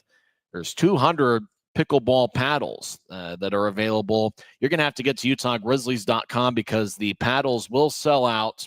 Go to UtahGrizzlies.com, get a special ticket offer that you can see on the website for that November 30th game where you can get a ticket as well as a pickleball paddle. And from what I've seen from the photos, it is a very sharp-looking pickleball paddle. But you're going to have to go to UtahGrizzlies.com and take advantage of that specific pickleball paddle promotion. Try saying that fast 5 times. That's next week as the Indy Fuel will be in town. There's a couple really odd facts involving the Indy Fuel. They've got a new arena that's being built. Apparently the arena just got finished and is ready to go. I think it's Fisher's Event Center is what the name of the arena is. Because of that, the Indy Fuel have not played a single home game yet this season. That's right. The Fuel have played 12 games this year, and all 12 of them have been on the road. Indy is 5-6-0-1 this season, and they will conclude their 15-game road trip to start the season with 3 games over at Maverick Center against the Utah Grizzlies. You know, we mentioned 2 former Grizzlies. There's actually a third former Grizzly that's on the Indy Fuel roster, and he's actually their leading scorer, Brandon Sajan, who was with the club during the 2019-2020 season. The Ragin' Sajan will be at Maverick Center this week, as well as former Grizzly forward Nathan Burke, who had a solid year last season, as well as Luke Salem, who was the defenseman that came in late in the season sporting a sweet-looking mustache. Those 3 players are now playing for the Indy Fuel, and they'll be in town next week as the Grizzlies will start a 6-game homestand with a 3-game set against the Indy Fuel. The following week, the defending Western Conference champion Kansas City Mavericks will be in town for the first time this season. Tando Had will bring his crew for a Wednesday, Friday, and Saturday series, December 4th, 6th, and 7th. The 6th and the 7th will be Healthcare Appreciation Weekend presented by U of U Health. When we come back, we'll have second period action over at BOK Center as I'm hanging out in the Grizz Cave next to the Grizzlies team store at Maverick Center. We'll have second period action on the other side. Adam Schill was unbelievable in the first period, stopping all 18 shots as there's no score between the Grizzlies and the Oilers. This is the Utah Grizzlies Hockey Network.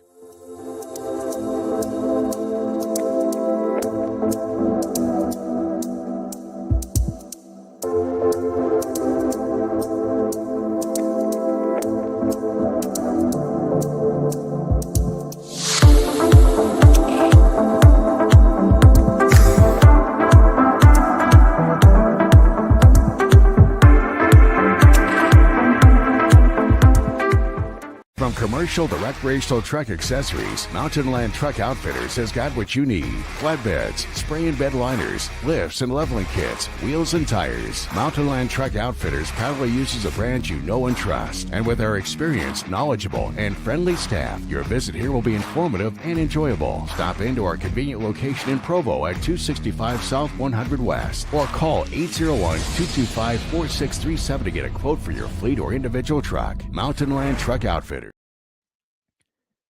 We're about set for second period action. We're pretty surprised that Derek Dashke was not in the lineup, so much so the original lineup that we checked with the starters about 20 minutes before faceoff had Dashke as a starter. It looked like they also had Shearer in there as well in the original lineup that they showed on the ECHL box score about 20 minutes before the game. So I don't know. I mean, unless there was something there to where they worked it out with the Oilers and got it communicated before the game that Dashke wasn't going to be in there. Remember earlier this past week, maybe it was on Wednesday on that TNT broadcast, Nashville had a 2-minute penalty with an illegal lineup. Jensen ended up starting in place of Dashke because the Grizzlies have gotten away with an illegal lineup. Hard for us to tell. We're not even in the same time zone as where the game's being played. We'll start second period action with the Grizzlies skating from right to left. And it looks like Jensen and Dunn are the defensive pairing to start the second period. As a draw won by Utah, they get to center ice. Dunn will throw it in. Behind the net, Butyets will play behind his net. Vyacheslav is his first name. We'll try to spell that during the second intermission. Puck goes towards the near boards. Grizzlies hacking away action in the Tulsa zone. Manning comes out with a puck. He'll skate towards the left circle. Lefty shot. Saved by Butyets. And he holds on as Manning had the first good look for either team in the second period on a pretty nice shot from the left dot. And Butyets was able to make a save as we get a whistle with we're 21 seconds into the second period. 19:39 left. Tulsa's been a pretty good second period club. The Oilers have outscored opponents 24 to 12 in the second period. It's been their money frame. So watch out as the Oilers have a 2-to-1 ratio in goals in the second period. Oilers get to center ice and they'll backhand it in. Schill stays in front of his net as the puck gets deflected towards the near corner. As Jensen delivers a push, Grizzlies going with 4 defensemen. Kabori Dunn out there as well. Utah will skate around the net towards the far side. Grizzlies sky it out to center. It bounced off a Tulsa glove at neutral ice. Oilers in their green jerseys with dark numbers and white lettering in the back. Puck rolls along the near boards towards center ice, and it goes deep into the Oilers zone. Butyets will brush it towards the near side. As the Oilers will tap it back towards neutral ice. It went past Chase Hartje. As the Grizzlies will get to neutral ice, getting a center ice. His Fairbrother will backhand it in as the Grizzlies chase after it, far side. As Messner delivers a shot, knocking down an Oiler. As the Oilers get to center ice, 3-on-4. They get to the left point, shot, kick saved by Shield. Rebound goes to Utah. Grizzlies will slice it out to center ice, but it bounced off an Oilers stick, and they advance it towards the Utah line. Across to the left side, Grizzlies on a back check. Prevented Tulsa from getting control of the puck. Now the Oilers around the net, feed it up top. Duty LeGrone's body type will take a lefty shot, and that's blocked away. Grizzlies will carry it out across center. Utah over the attack line. They'll brush it to Messner. He's on the right side as Messner will fire it to the left corner. Gallant gets it. He tried to center it out towards a cutter that was moving towards the net. Tulsa will pick it off, and they cross center ice. Tulsa over the attack line. McKee will lay it for a forward as the Oilers around the net. Tulsa's second in the league in goals per game. They're in the high slot. Righty shot. Saved by Shield. Rebound goes to Dunn. Kabori Dunn around Utah's net. We'll get it back to, I believe, Cameron Buell. Buell might be playing as a defenseman for the Grizzlies just to give the other 4 a little bit of a blow. Shearer and Dashke were very late scratches this afternoon. They might have gotten hurt in warm-ups for all we know. Armstrong steps over the attack line, trying to get it across and flubbed it. Tulsa back across down the middle as the Oilers will brush it to the left side. Pass doesn't connect as they'll run it down. As Buell delivers a push, and it does look like Buell's acting as a defenseman this afternoon. As the Oilers back to the left wing, dropping off. Grizzlies take it away. Utah will push it back, looking for Armstrong. He couldn't get it. As the Oilers at their line will toss it across. As now the puck goes back to Tulsa. They're at their line. They reset. Oilers will throw it ahead. Does Jack Clement. Tulsa over the line. Utah on the back check will push it back to center ice. As Berg was trying to get it, Mike McKee just kind of poked it away from him.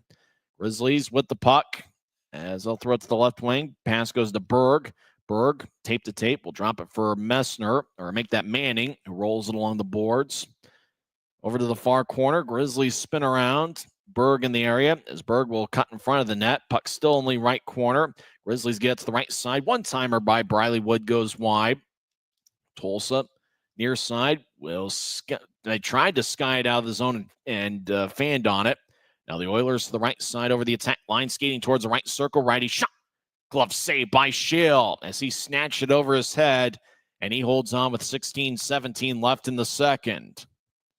So Adam Schill continues to dominate for the Grizzlies. And based on the lineup predicament the Grizzlies have this afternoon, they're going to need him to be outstanding. As Schill has saved all 21 so far, Tulsa has a quick 3-1 shot advantage here early in the second period. Draw one by the Grizzlies. They skate from right to left in the period. Utah directs it to center ice. Dumping it in. Gallant over with Reed Lebster. As to the far corner, the Oilers and their specialty jersey. Lebster took it away. Lebster will backhand it towards the near corner. Loose puck. Tulsa throws to the left point. Keeping it in is Gallant, who's got an A on his sweater. He gets it jabbed away. Oilers at neutral ice will skate along the near boards. Crossing center ice. Gallant on the back check didn't let Tulsa dump it in as they carried it into the right circle. Shot saved by Schill. Now to the far corner as Tulsa now behind the net. Jensen shadowing as the Oilers skate towards the far corner. Tulsa, righty shot. That's blocked as the Grizzlies will drag it out to center ice. Left wing, Lebster gets around an Oiler check. He'll skate along the end boards. Lebster drops it behind the net looking for Messner, who overskated it. Gallant back to Messner behind the net. He lets it go to the right side. Righty shot saved by Butjetz. Tulsa comes back the other way. Oilers dump it in. Grizzlies race after it. Schill behind the net will play it for Dunn as Dunn skates towards the near side after he pivoted.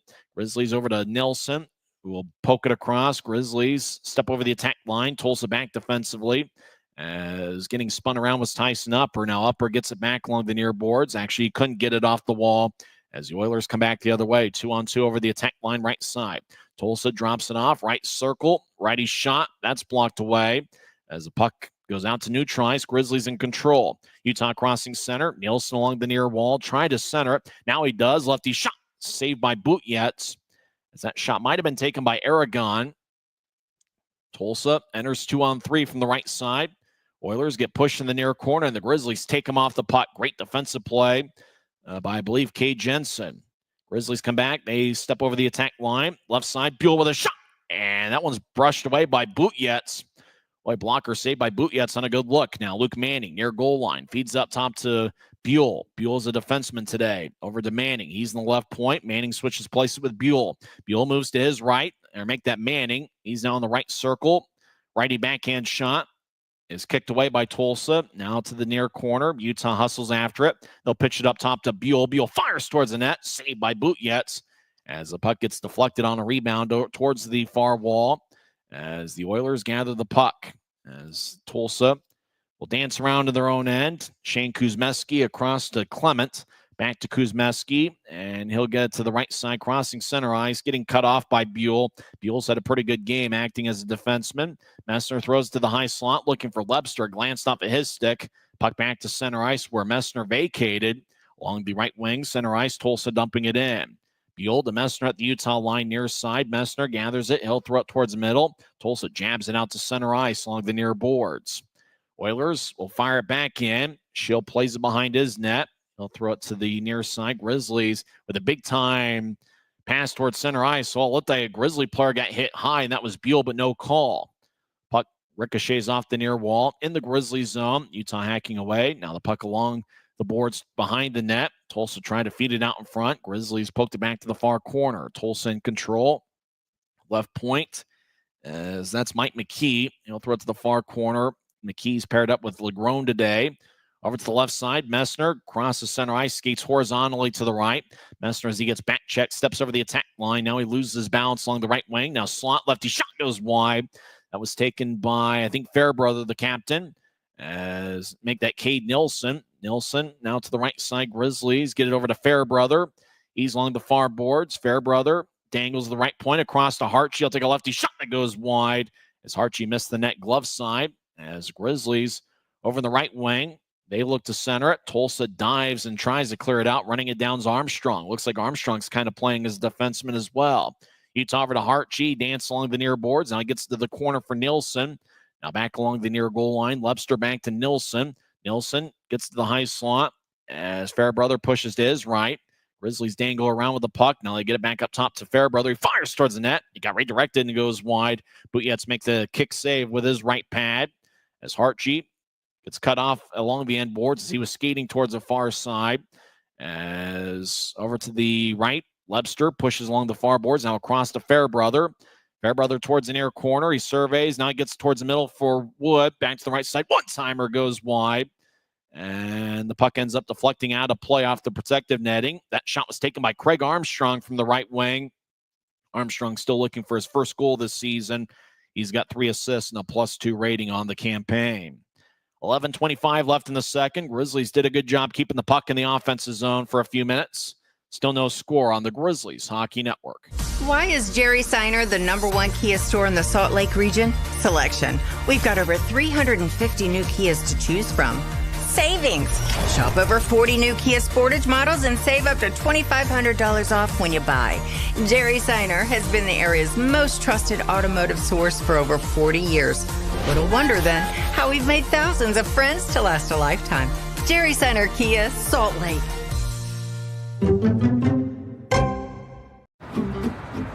Thanks to Les Schwab Tires, I'm a confident backseat driver, but Mom's a little stressed about spending. Remember, breathe in. Now watch your speed and breathe out. Good. Even though we're watching our wallets, Les Schwab is still watching out for our safety. So turn here. Help keep drivers and backseat drivers safe with Les Schwab Tires.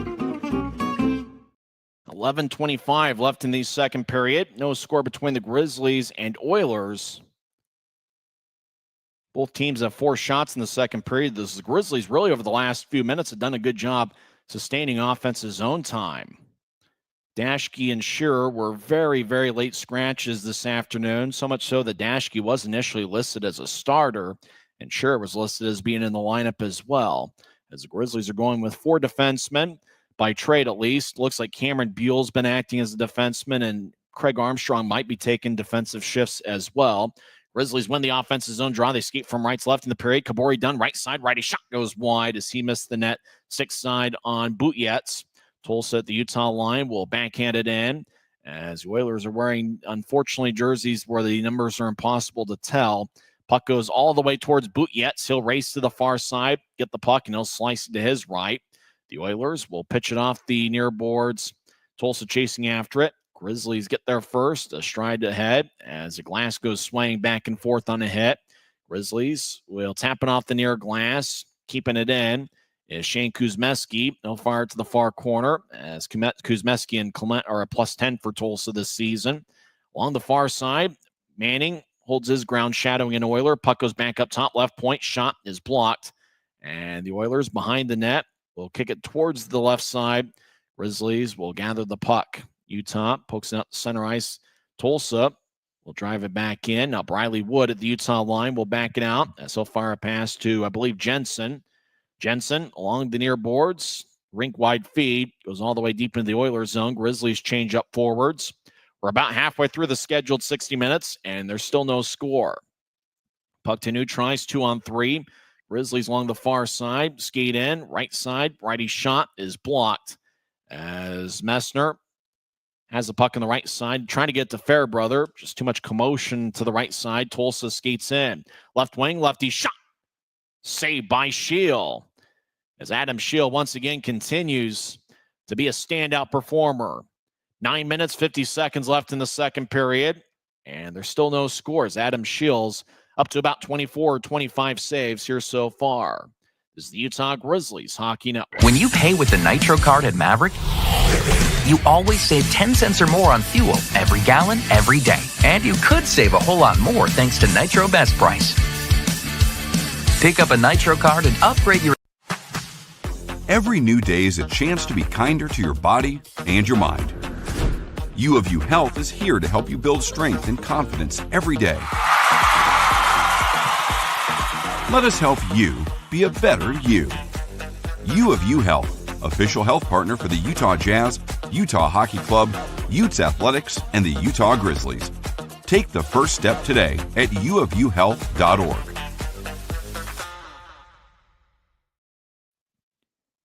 We're halfway halfway through the scheduled 60 minutes, and the story has been Adam Scheel, as Tulsa has outshot Utah 22-10. Nobody has found the back of the net. The Oilers had an 18-5 shot advantage in the first period, but it's been all Adam Scheel. Reed Lebster and Adam Berg lead Utah with 2 shots, and 6 other Grizzlies with 1 shot. As Tulsa in their green specialty jerseys with blue lettering and white letters in the back and blue numbers. Tulsa around the net as Grizzlies challenge Fairbrother and Buell. Buell's acting as a defenseman this afternoon. Tulsa to the right side, backhands it towards the net. It goes wide. Grizzlies hustle after the loose puck on the far side. They try to shovel it out. Tulsa keeps it back in. Oilers behind the net, centers to the left wing. Shot is blocked by Scheel. Now left point, lefty shot. That's kicked away as Fairbrother rolls along the far boards. Tulsa keeps it in as the Oilers skate around the net to the near side. Tulsa is now on the right point. Now they feed it along the wall as Tulsa will lay it. Now another Oiler rolls it along the boards, and unfortunately we really can't tell who's who on this feed. High slot, lefty shot, glove saved by Scheel. He holds on with an even 9 minutes left in the second period. And as we mentioned, Scheel's been the story of the game. The other story that unfortunately we were not made aware of is it appeared that Derek Daschke and James Shearer were very, very late scratches. Daschke was in warmups but didn't play in the game, and Shearer might have warmed up as well, and we didn't see him. Unfortunately, I was unable to take roll and count the players on the ice during warmups, so don't know what happened. Maybe they got hurt during the warmup. Grizzlies win the draw. Less than 9 minutes left in the second period. Dumping it in is Craig Armstrong. He'll hustle after it, but Tulsa gets to the puck first as they skate towards the far side. Armstrong delivers a shot as there's a scrum between 3 Oilers and 3 Grizzlies along the far boards. Chase Harchie's hanging out in the left point. Puck goes over towards Tulsa as they skate to the corner and lose their balance. Grizzlies have it on the right side. Cade Jensen skates towards the corner. Now he stops, rolls it along the wall. Puck behind Tulsa's net. Grizzlies kick it up top. Puck ends up out of the zone, and Tulsa wins the 50-50 puck along the far wall. They get to the Utah line and dump it in. Grizzlies chase after it along the far side as the screen goes black for 2 seconds. Tulsa will roll it along towards the near side. Fairbrother delivers a push along the near corner. Make that Jensen. Jensen will move it ahead. Grizzlies will lumber out to neutralize. Armstrong get hit. Another Oiler comes in and takes the puck away from Armstrong. Right side slap shot saved by Scheel. Rebound shot and a score. As Tulsa takes a 1-0 lead with 7:52 left in the second.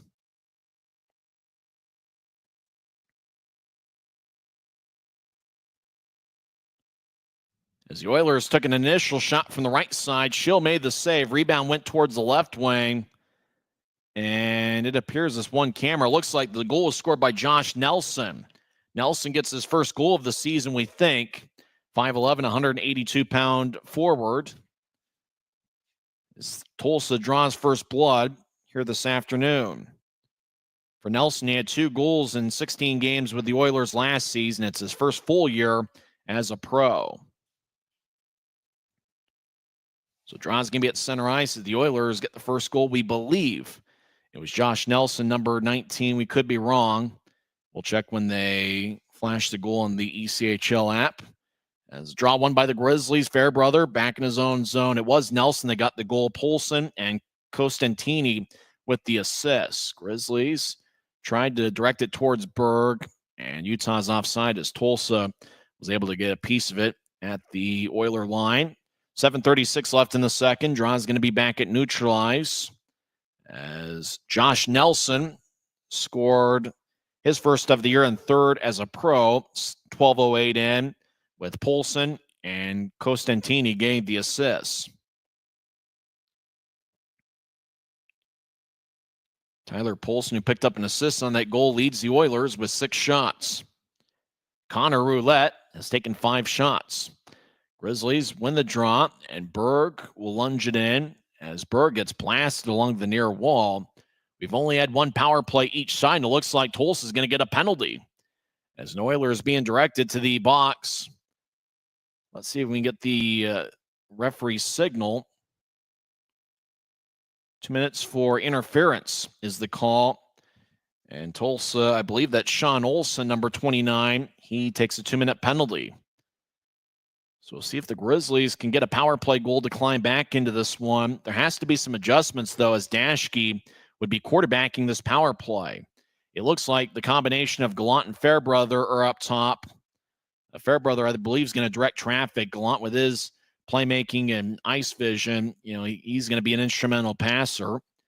I believe Berg is out there with Messner and Wood. There's 7:29 left in the second period. Draw one by the Grizzlies. Gallant along the near boards. He'll feed it to Fairbrother. Fairbrother directs to the right side. One-timer. Saved by Butjetz. Now right side lefty shot goes wide. That one, I believe, was taken by Messner as the Grizzlies get it to Gallant along the near boards. Gallant gets it up top to Fairbrother, across to Messner. He dances around just outside the right circle, gets to Fairbrother. Right wing lefty shot. And that one gets redirected as Tulsa blocked it before it got to Butjetz. Gallant danced around along the near boards. He's got 11 assists this season. He'll skate towards his right as he switches places with Fairbrother. Fairbrother left wing tries to center it out in front. And everybody hacking away, including Berg and Wood, as the puck ends up being forced behind the net as Grizzlies keep it in the right point. Over to Fairbrother, left side, lefty shot. And that one's blocked away. Fairbrother gets it up top to Wood. Wood to the high slot, back to Fairbrother. He's on the left side, dangling the puck back and forth, trying to center it out towards Wood. Grizzlies hack away, shot. Saved by Butjetz. Rebound goes towards the near boards. Tulsa gets a loose puck. Oilers will carry it out into the attack zone all the way. High slot, lefty shot. That one looks like deflects out of play off the protective netting. 6:21 left in the second period. Oilers lead 1-0. Boy, Messner had some good looks, and the Grizzlies really did a good job getting traffic out in front of Butjetz.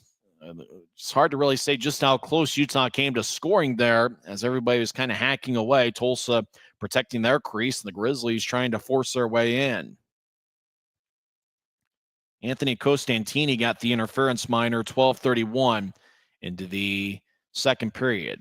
Unfortunately, we don't have the time of the power play that's left on the score bug, but there was 7:29 left when Costantini got the penalty, so I think there's 50 seconds left in the power play. As the draw won by the Grizzlies, they skate from right to left. They're deep in their own zone as they're 200 feet away from where they're trying to get the puck to. Grizzlies will drop it back as I think Utah made a line change after the whistle. They get to Manning, over to Armstrong, who enters from the left wing. Armstrong centers out to Webster, righty shot. And that one's blocked away. 3-on-3 scrum in the near corner. Puck goes up top, left point. Grizzlies keep it in. Kabori Dunn skates towards a high slot, dangles back and forth. Now he gets to Webster.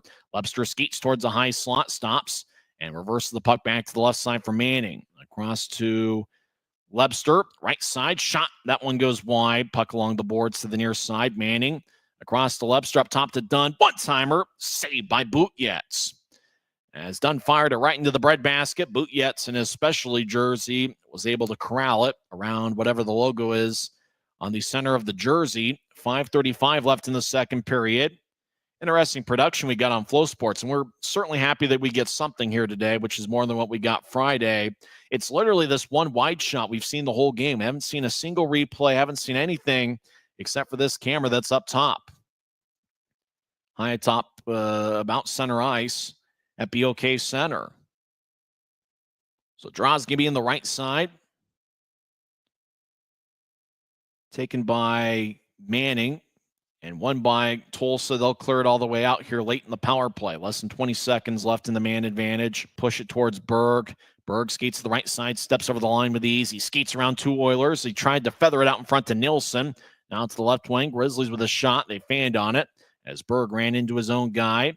Coming out of the box is Costantini, and we're back to 5-on-5 skating as Grizzlies will lift it out to the left side, and it goes out of play. Oh, that's going to be delay of game. Grizzlies were in their own zone. It looked like it might have bounced off the glass, but the referee, one of them, says it didn't. So the Grizzlies give a fan a souvenir from behind the scores table. Actually went in the scores table, and it didn't bounce off the glass according to the referee. Delay of game is going to be the penalty, and Tulsa goes on the power play for the first time in the second period. 5:03 left in the second. It was Josh Nelson getting his first of the year as the Oilers lead the Grizzlies 1-0. This is the Utah Grizzlies Hockey Network. When you pay with the Nitro card at Maverick, you always save 10 cents or more on fuel every gallon, every day. And you could save a whole lot more thanks to Nitro Best Price. Pick up a Nitro card and upgrade your adventure. Smith's always gives you more ways to save on top of our lower than low prices. And when you download the Smith's app, you can enjoy over $500 in savings every week with digital coupons and earn fuel points to save up to $1 per gallon at the pump. With a Boost membership, you'll save even more with double fuel points and free delivery. Discover more ways to save big every day. Smith's, fresh for everyone. 5 minutes and 3 seconds are left in the second period. Chase Hartshee fired one into the scores table for a delay of game as he was in his own zone when he put the puck out of play. So 14:57 into the second. Tulsa gets their second power play of the game. Oilers win the draw. They lead 1-0. As the Oilers get to the left side, we apologize for not being specific on names as we can't tell who's who.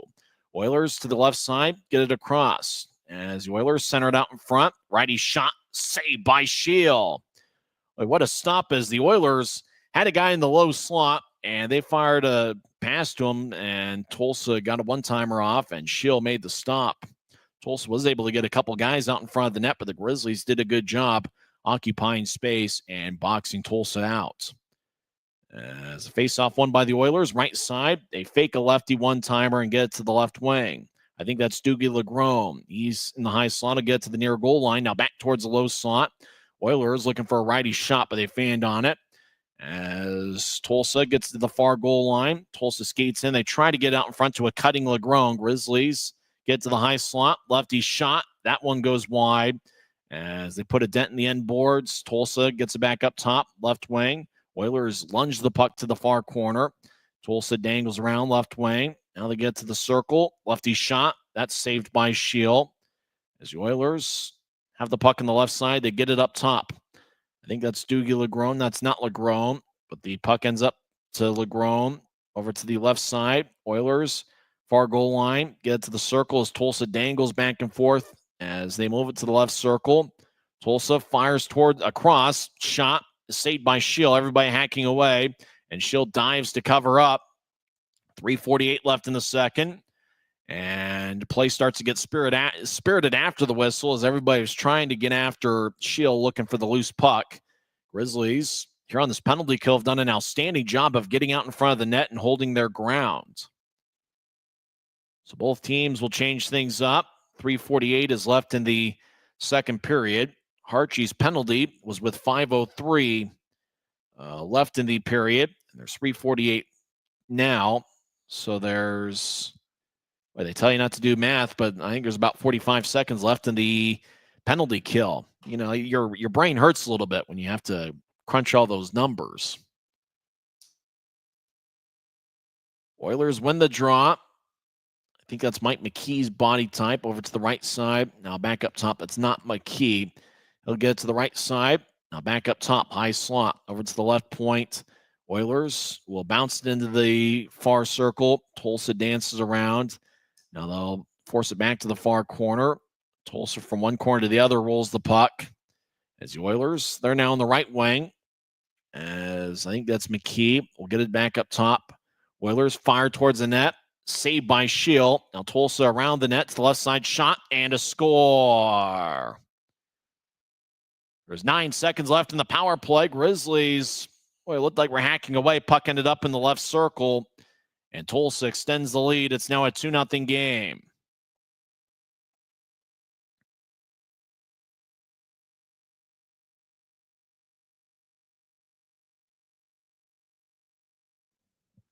Unfortunately, we just have this one wide shot that they're showing, and we couldn't quite tell the identity of the guy that scored the goal. But the Oilers get a power play goal, and it was late in the power play with 9 seconds left. On Friday, in the game-winning goal that Wichita had late in the third period, they scored with 2 seconds left in the power play. So it's 2-0 Oilers. Josh Nelson scored 12:08 in. And once the ECHL box score updates, we'll let you know who scored that second Tulsa goal. So Utah's looking for a comeback here as they are short with just 15 skaters, as apparently Dashke and Shearer were very late scratches to the point where it was so late before faceoff, nobody informed me that they weren't able to go. In fact, it sounded like Dashke had been out in warmups. Tulsa, left wing, shot, bounced off. Oh, hopefully that guy's okay. It looked like an Oiler got hit in the face with a puck. Oh, the trainer's going to have to come out. Unfortunately, we can't tell who it is, but the shot was taken from the left point, and everybody quickly, as a player's got a towel to his face, and I wish we knew who that was. They took a puck to the face, and they go off the ice as the player slams his helmet on the ice as he will come off. As the shot was taken from the left point, and it looks like they're going to clean up some blood from about 10 feet in front of the crease. We do know the details of the goal. Connor Roulette scored the goal for Tulsa, with Tyler Polson and Shane Kuzmeski getting the assists. Roulette's third goal of the year. Polson is second assist of the game and sixth of the season. And for Shane Kuzmeski, he gets his fifth assist of the year. Boy, we hope that Oiler is okay, who took a puck to the face, as they are cleaning up what looks to be a pretty good amount of blood. Well, I remember there being replays and close-ups with Oiler games in the past. Unfortunately, we've gotten this one very wide shot, and that's the only thing we've had to go off of. It's better than what we had Friday, which was absolutely nothing. But it's tough to spot who's who. Unfortunately, we just don't know who it was that got hit with the puck, but hopefully they'll be okay. There's 2 minutes and 54 seconds left in the second period. Oilers lead 2-0. This looks like they're continuing to get the ice worked on. Should be a draw in the Grizzlies zone. Everybody kind of lingering at the Utah blue line.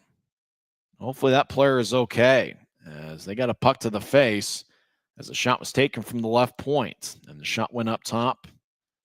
And hopefully whoever it was will be okay. Who knows whether they'll return to the game or not. There's a drop. Incidentally enough, it's actually going to be back at neutral ice with 2:54 left in the second.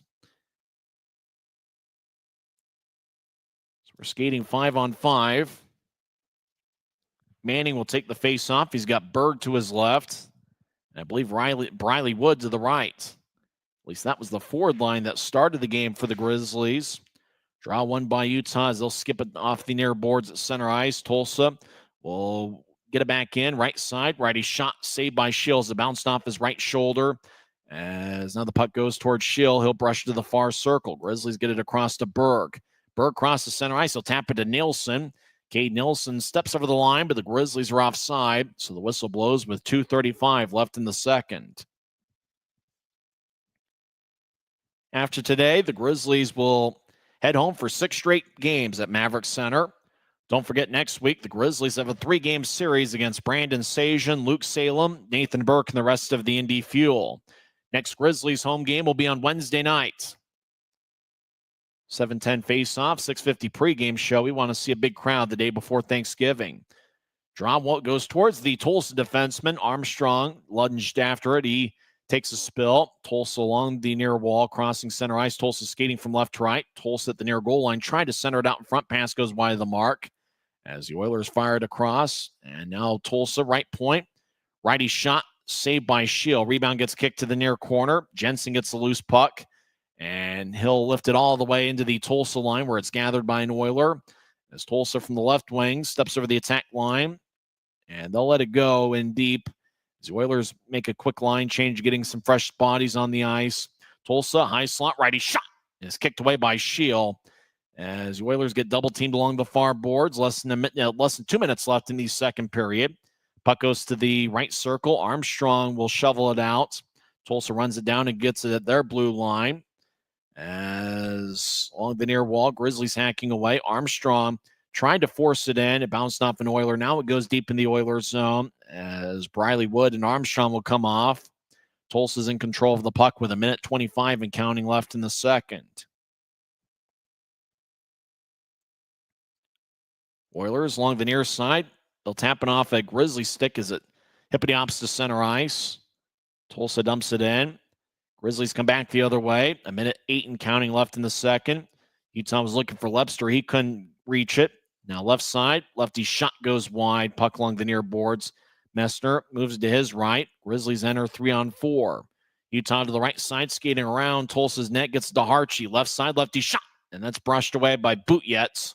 And the puck near the center ice logo. Grizzlies get the loose puck. Entering from the left wing is Messner. Will skate along the boards. Now Messner around Tulsa's net towards the far side as he gets a rough ride towards the far corner. Utah across to Buell. He feeds it to the high slot for Lepster. Fires towards the net, and that's blocked away about 5 feet in front of Bootyets.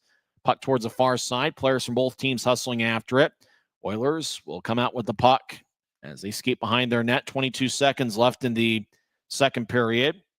As puck goes to neutral ice, Grizzlies back in their own zone. Now it's a center ice. Manning will tap it off the wall. Berg dances around. He's at the left point.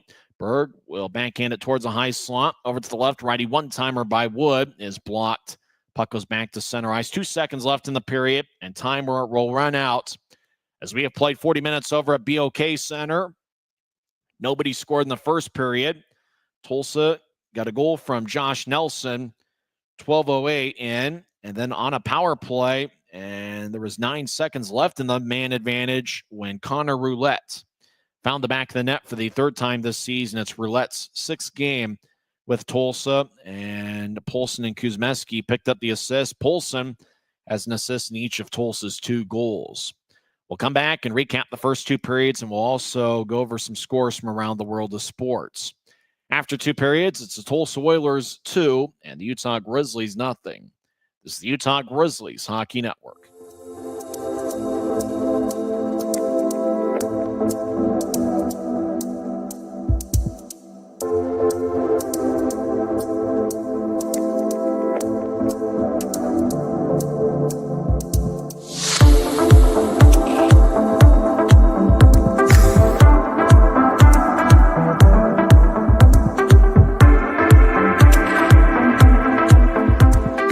Commercial to recreational truck accessories, Mountain Land Truck Outfitters has got what you need. Flatbeds, spray and bed liners, lifts and leveling kits, wheels and tires. Mountain Land Truck Outfitters proudly uses a brand you know and trust. And with our experienced, knowledgeable, and friendly staff, your visit here will be informative and enjoyable. Stop into our convenient location in Provo at 265 South 100 West or call 801-225-4637 to get a quote for your fleet or individual truck. Why is Jerry Seiner the #1 Kia store in the Salt Lake region? Selection. We've got over 350 new Kias to choose from. Savings. Shop over 40 new Kia Sportage models and save up to $2,500 off when you buy. Jerry Seiner has been the area's most trusted automotive source for over 40 years. Little wonder then how we've made thousands of friends to last a lifetime. Jerry Seiner Kia, Salt Lake.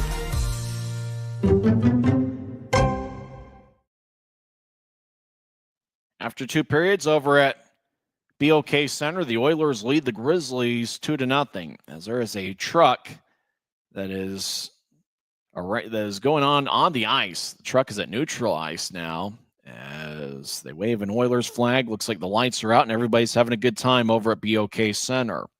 We mentioned the shot count. Tulsa had an 18-5 edge in the first period. In the second, the Oilers outshot the Grizzlies 15-11. So through 2 periods, the Oilers have outshot the Grizzlies 33-16. And unfortunately, here this week, that's been a trend as the Grizzlies were outshot by 10 or more in each of the 3 games in the Wichita series. And the Grizzlies here have been outshot 4 out of 6 games on this road trip. Utah has done a good job getting a good volume of shots up as they are 5th in the league in shots per game, but 26th in shots allowed. I think that's an important key. And really, the number of shots don't mean anything. I mean, I've seen teams lose games where they outshot opponents 53-15. It's not necessarily about the quantity as much as the quality of shots. And Tulsa, they're a team that usually does take a high quantity of shots from what I remember. And usually, as the year progresses, you see Tulsa on average out shooting their opponents by about 6 or 7 per game. For the Oilers, it's their 15th game this season. They've had 11 of the first 14 games where they have outshot opponents, and their record is 7-4 when outshooting opponents this season. For the Grizzlies, it's their 14th game this year, and through the first 13 games, the Grizzlies have outshot opponents 6 times, and the Grizzlies' record is 4-1-1 when outshooting opponents, and it is 1-6 when they've been outshot. So it just, it's just one of those things where you don't necessarily want to give up that many chances, but considering how shorthanded the Grizzlies are defensively, as it appears that Derek Dashke was an incredibly late scratch, so much so that he was in the Grizzlies starting lineup. Dashke was unable to go, and neither was James Shearer. So the Grizzlies are skating with 15, and you wonder if fatigue is going to start settling in. It is a good thing that the Grizzlies were off yesterday, but this is the 4th game in 5 days for the Grizzlies.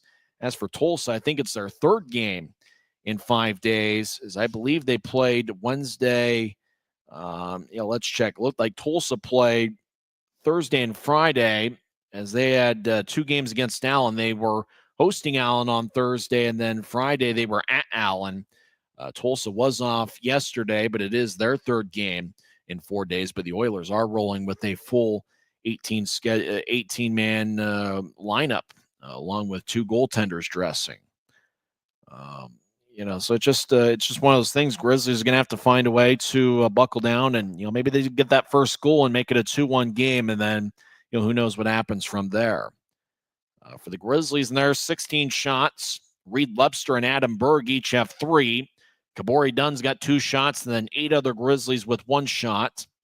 Tyler Poulsen's been a star. He's got 2 assists and 6 shots. Connor Roulette has 1 goal on 6 shots. Michael Farron has 5 shots.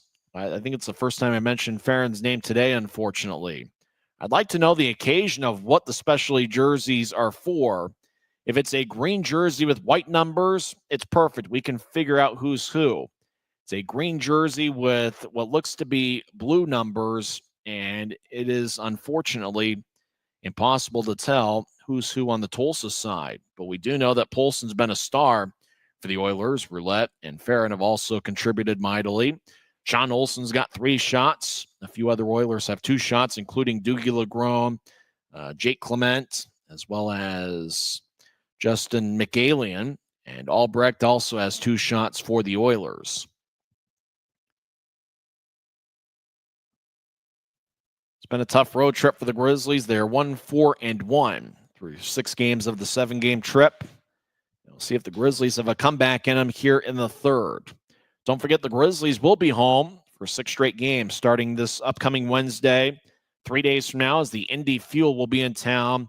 From what I remember, it might be the first time the Indy's been here since November of 2018.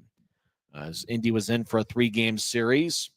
The Indy Fuel have yet to play a home game this season. And one of the crazy scheduling quirks, Indy was probably unsure as to when their arena was going to get built. It's a new $167 million arena. And I guess the arena just opened up this month. And so they've started on the road. Indy has had 12 straight road games where the record is 4-5, or actually the record is 5-6-0-1. And so Wednesday will be the 13th straight road game for Indy to start the season. By the time they finally hit home ice on December 6th, it will be game 16 of the regular season for the Fuel, as they will be making their home opener. So you can imagine that Indy's got a ton of home games, coming up, especially in the second half of the season. That might, be to their advantage, especially if they can win a few and stay within, somewhat of striking distance for one of those playoff spots. And if Indy plays well at home, then they probably would be a sure thing to make the playoffs this year. We'll come back and give you some league scores as well as NFL scores. We'll also preview what is game 2 of a Utah Pro Hockey doubleheader, as Utah Hockey Club is in Toronto to take on the Maple Leafs. After 2 periods over at BOK Center, it's the Oilers 2 and the Grizzlies 0. It's the Utah Grizzlies Hockey Network. Thanks to Les Schwab tires, I'm a confident backseat driver, but Mom's a little stressed about spending. Remember, breathe in. Now watch your speed and breathe out. Good. Even though we're watching our wallets, Les Schwab is still watching out for our safety. So turn here. Help keep drivers and backseat drivers safe with Les Schwab tires. Why is Jerry Seiner the #1 Kia store in the Salt Lake region? Selection. Shop over 50 new Kia Sorrentos with savings up to $4,500 off at Jerry Seiner Kia, Salt Lake.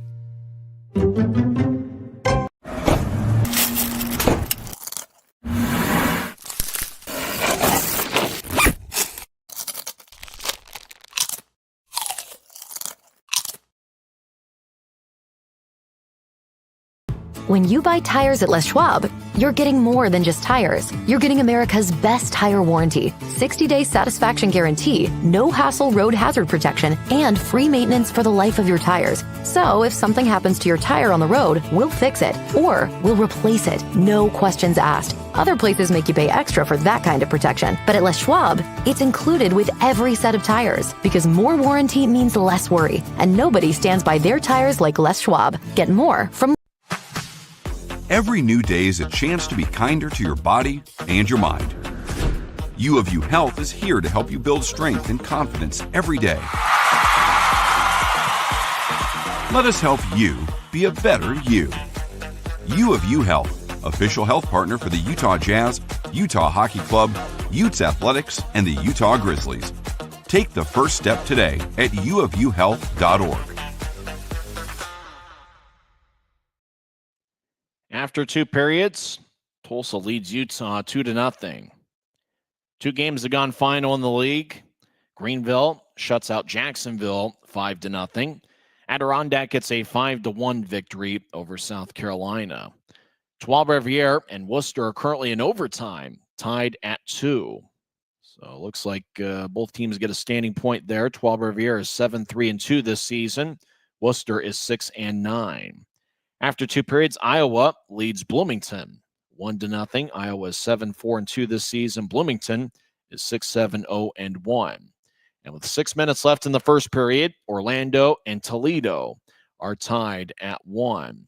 There's one NHL game tonight, and it's the Utah Hockey Club. They're in Toronto for the first time ever to take on the Maple Leafs. Toronto is without Austin Matthews, as he is battling an upper body injury. And so he'll be out of the lineup for Toronto. That's certainly a big loss, considering what Austin Matthews means to the Maple Leafs, especially with the year he had last season. As for Utah, well, they broke a losing streak with a big 6-1 victory over the Pittsburgh Penguins. And I guess, if you want to get, if you're really struggling offensively and you want to kind of break out of the funk, I guess you just hope that you get the Pittsburgh Penguins on the schedule. Despite the 6-1 loss, there was a little bit of history as Sidney Crosby scored his 600th NHL goal. Utah did not have a morning skate. Looks like Veggie will get the start in net, as Vejmelka really has been outstanding in 7 appearances this season. I think some guys to watch out for Utah. Maybe this is the day that Nick Schmaltz gets his first goal of the season. Schmaltz has been a pretty good goal scorer in past years with the Arizona Coyotes. He leads Utah with 15 assists, but hasn't found the back of the net as of yet. And even though you think about Clayton Keller, he's a guy that's racking up assists, racking up points. Feels like Keller's due for a big goal-scoring night. Watch out for Clayton Keller with the Utah Hockey Club. Now, supposedly that game's going to be on NHL Network, but you know how blackouts are. So I imagine they're just going to be at the regular locations where you can catch tonight's game. Utah Hockey Club is 8-9-3 this season, and they face the 12-6-2 Toronto Maple Leafs. We'll come back and have NFL scores on the other side as the Oilers lead the Grizzlies 2-0 after 2 periods. This is the Utah Grizzlies Hockey Network. Since 1939, America First has helped people start businesses, buy homes and cars, and achieve their financial goals.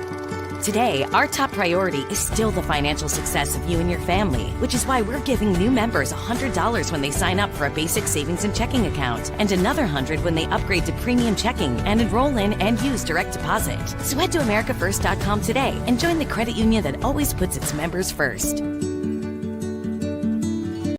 Why is Jerry Seiner the #1 Kia store in the Salt Lake region? Selection. We've got over 350 new Kias to choose from. Savings. Shop over 30 new Kia Seltos models and save up to $2,000 off when you buy. Jerry Seiner has been the area's most trusted automotive source for over 40 years. Little wonder then how we've made thousands of friends to last a lifetime. Jerry Seiner Kia, Salt Lake.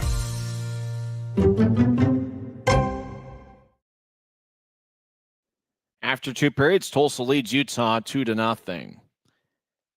Week 12 of the National Football League. Seen quite a few interesting games. The Chiefs go to 10-1 on the season. They defeat Carolina 30-27. It was also a 30-27 final as in overtime, Minnesota defeats the Chicago Bears. Bears lose another close one. Vikings were a 3-point favorite, and that's the margin of victory, 30-27 in overtime. The big upset of the day, the Tennessee Titans get a 32-27 victory over the Houston Texans. As Tennessee is 3-8 this season, Texans fall to 7-5. The Lions go to 10-1 this year. They defeat the Colts 24-6. Dolphins get a 34-15 victory over the New England Patriots. Buccaneers throttle the Giants 30-7. Cowboys defeat the Commanders 34-26. Cowboys get their 4th win of the season. 3 games in progress. At halftime, the Raiders lead the Broncos 13-9. And it looks like late first half, Green Bay leads San Francisco 17-7. As looks like that will be the halftime score. And with 1 minute left in the second quarter, Seattle leads the Arizona Cardinals 7-3. We'll come back and have third period action as Utah's looking for a comeback. Tulsa scored the only 2 goals of the game as 12:08 into the contest. It was Joe Nelson connecting with Tyler Polson and Anthony Costantini getting the assist. And then 16:48 in, it was a power play goal. Connor Roulette got his 3rd of the year. He's only making his 6th appearance with Tulsa this season. Polson and Kuzmeski with the assist. There are 2 former Grizzlies on the Tulsa roster. Kuzmeski is one of them. He was one of many defensemen that played in the second half of the 2021-22 season. He had 5 assists in 14 games for the Grizzlies that year. And you know the old saying, once a Grizzly, always a Grizzly? Well, Dougie Legrone was exactly once a Grizzly, as he played in 1 game for the Grizzlies during the 2018-2019 season. I remember the Grizzlies were in Allen, Texas at that time. And Legrone, who was a native of Plano, Texas, came in for a game when the Grizzlies were shorthanded on defensemen. Dougie Legrone ended up playing 2 games with Allen later that season, and he's currently in his 3rd year with the Tulsa Oilers. It's tough to spot him on the ice, but I'm sure he's doing a hell of a job. As looks like both teams are heading on the ice. The lights are out over at BOK Center. As the officials are on the ice, there's 2 referees and 2 linesmen tonight. The referees are Evan Reddick and Curtis Pare. They officiated one of the games when the Grizzlies were in Wichita, and the linesmen are Riley Hickey and Kyle Gaspari. We'll have third period action on the other side. You've been listening to the Intermission Report on the Utah Grizzlies Hockey Network. Smith's always gives you more ways to save on top of our lower-than-low prices. And when you download the Smith's app, you can enjoy over $500 in savings every week with digital coupons and earn fuel points to save up to $1 per gallon at the pump. With a Boost membership, you'll save even more with double fuel points and free delivery. Discover more ways to save big every day. Smith's.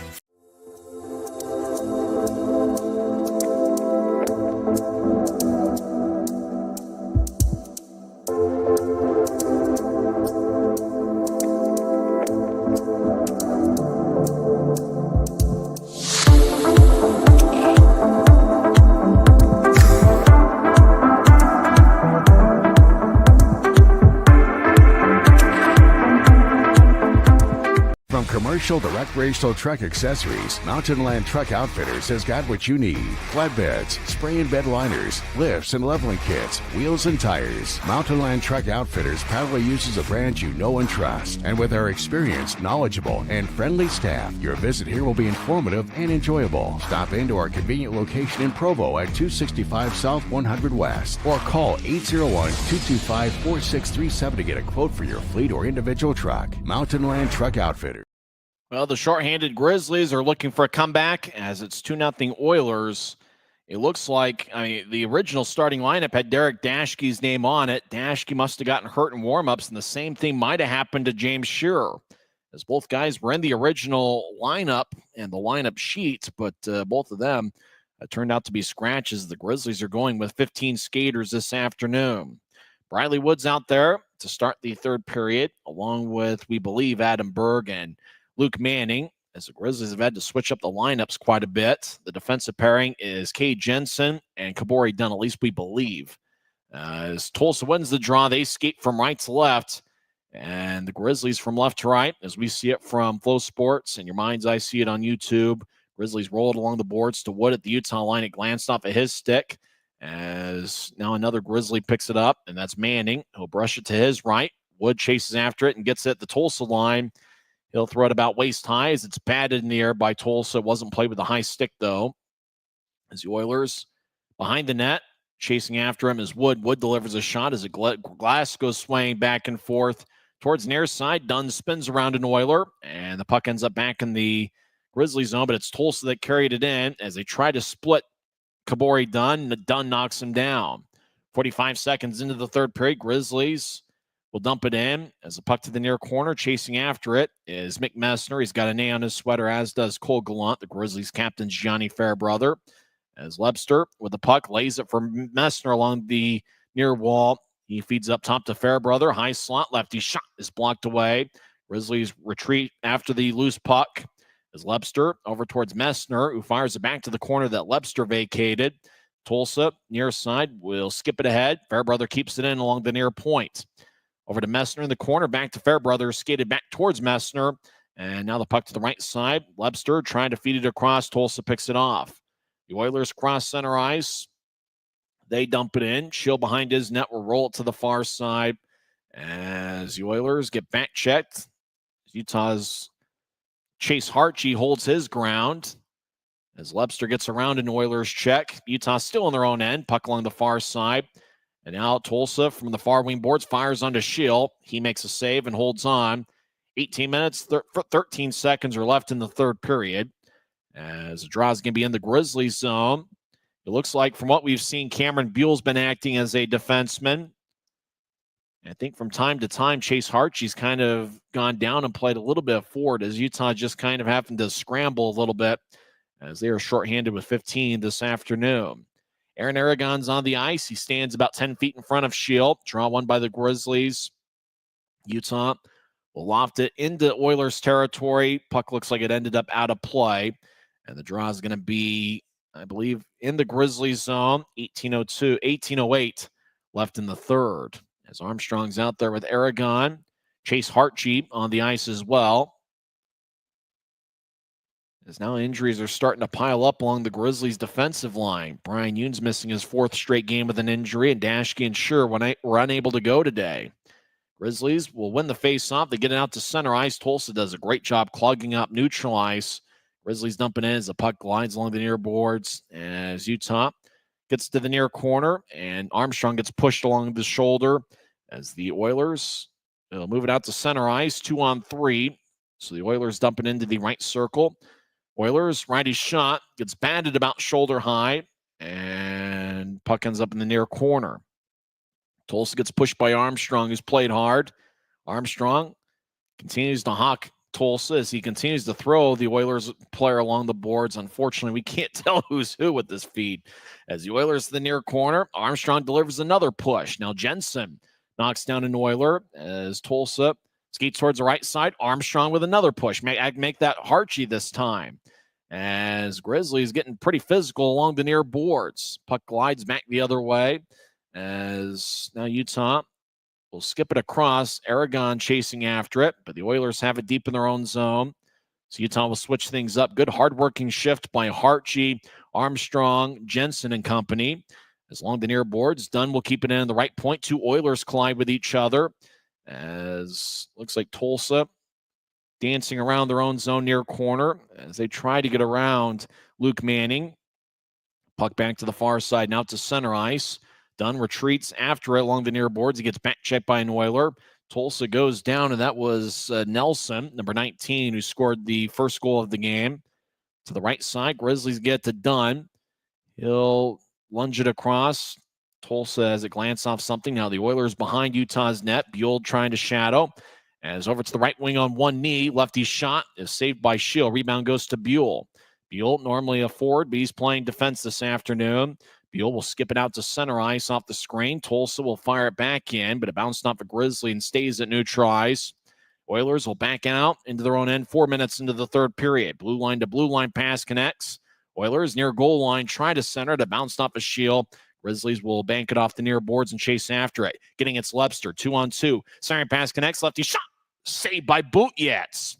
Boy, best chance the Grizzlies have had all day as Lebster got the puck on the right side, stepped over the attack line, centered it to, I believe, Messner.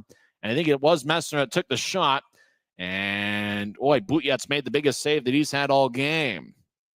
Great A chance by Messner as the pass connected from Lebster. And Messner, who had 28 shots over his last 6 games coming into play tonight, had a good look. But Bootyets has played well for the Oilers.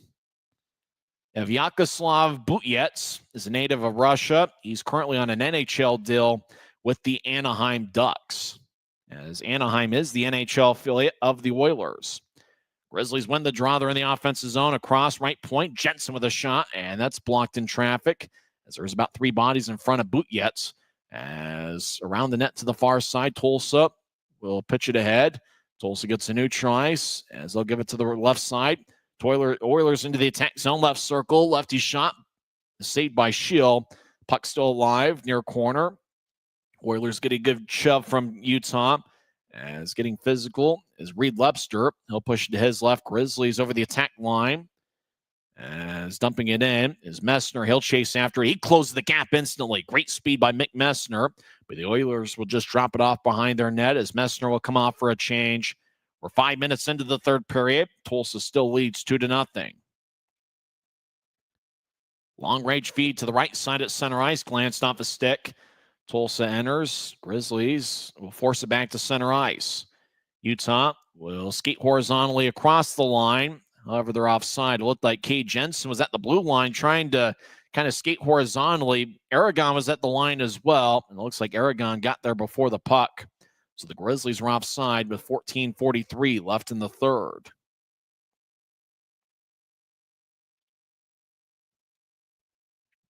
Buell and Dunn are the defensive pairing. Tyson Uppers on the left wing. Nilsson will take the face of Aragon out there as well. Draws at neutral ice after the Grizzlies were called for offside. Face off one by Utah. Dunn gets it across to Buell. He'll fire it in. Puck along the near boards. Tulsa have a glance off their stick. Oilers out to center ice. A Grizzly player falls down. 2-on-2. Oilers into the attack zone. Centering pass goes just wide as an Oiler was cutting towards the net. Now Tulsa looking to center it. It's picked off and cleared out. As it looked like it was Cameron Buell that picked off the centering pass. He'll come off for a change. Buell, despite being in an unfamiliar position, has played a good game today. On to Shield. And it looks like he'll cover it up. Shield thought about kind of pushing the puck towards the far boards, but he instead holds on. 14 minutes and 12 seconds are left in the third. Tulsa still leads 2-0 as nobody has scored here so far in the final frame, which isn't necessarily a good thing for the Grizzlies.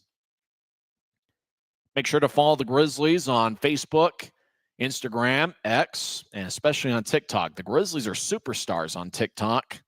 I'm on X at Tyson on Sports.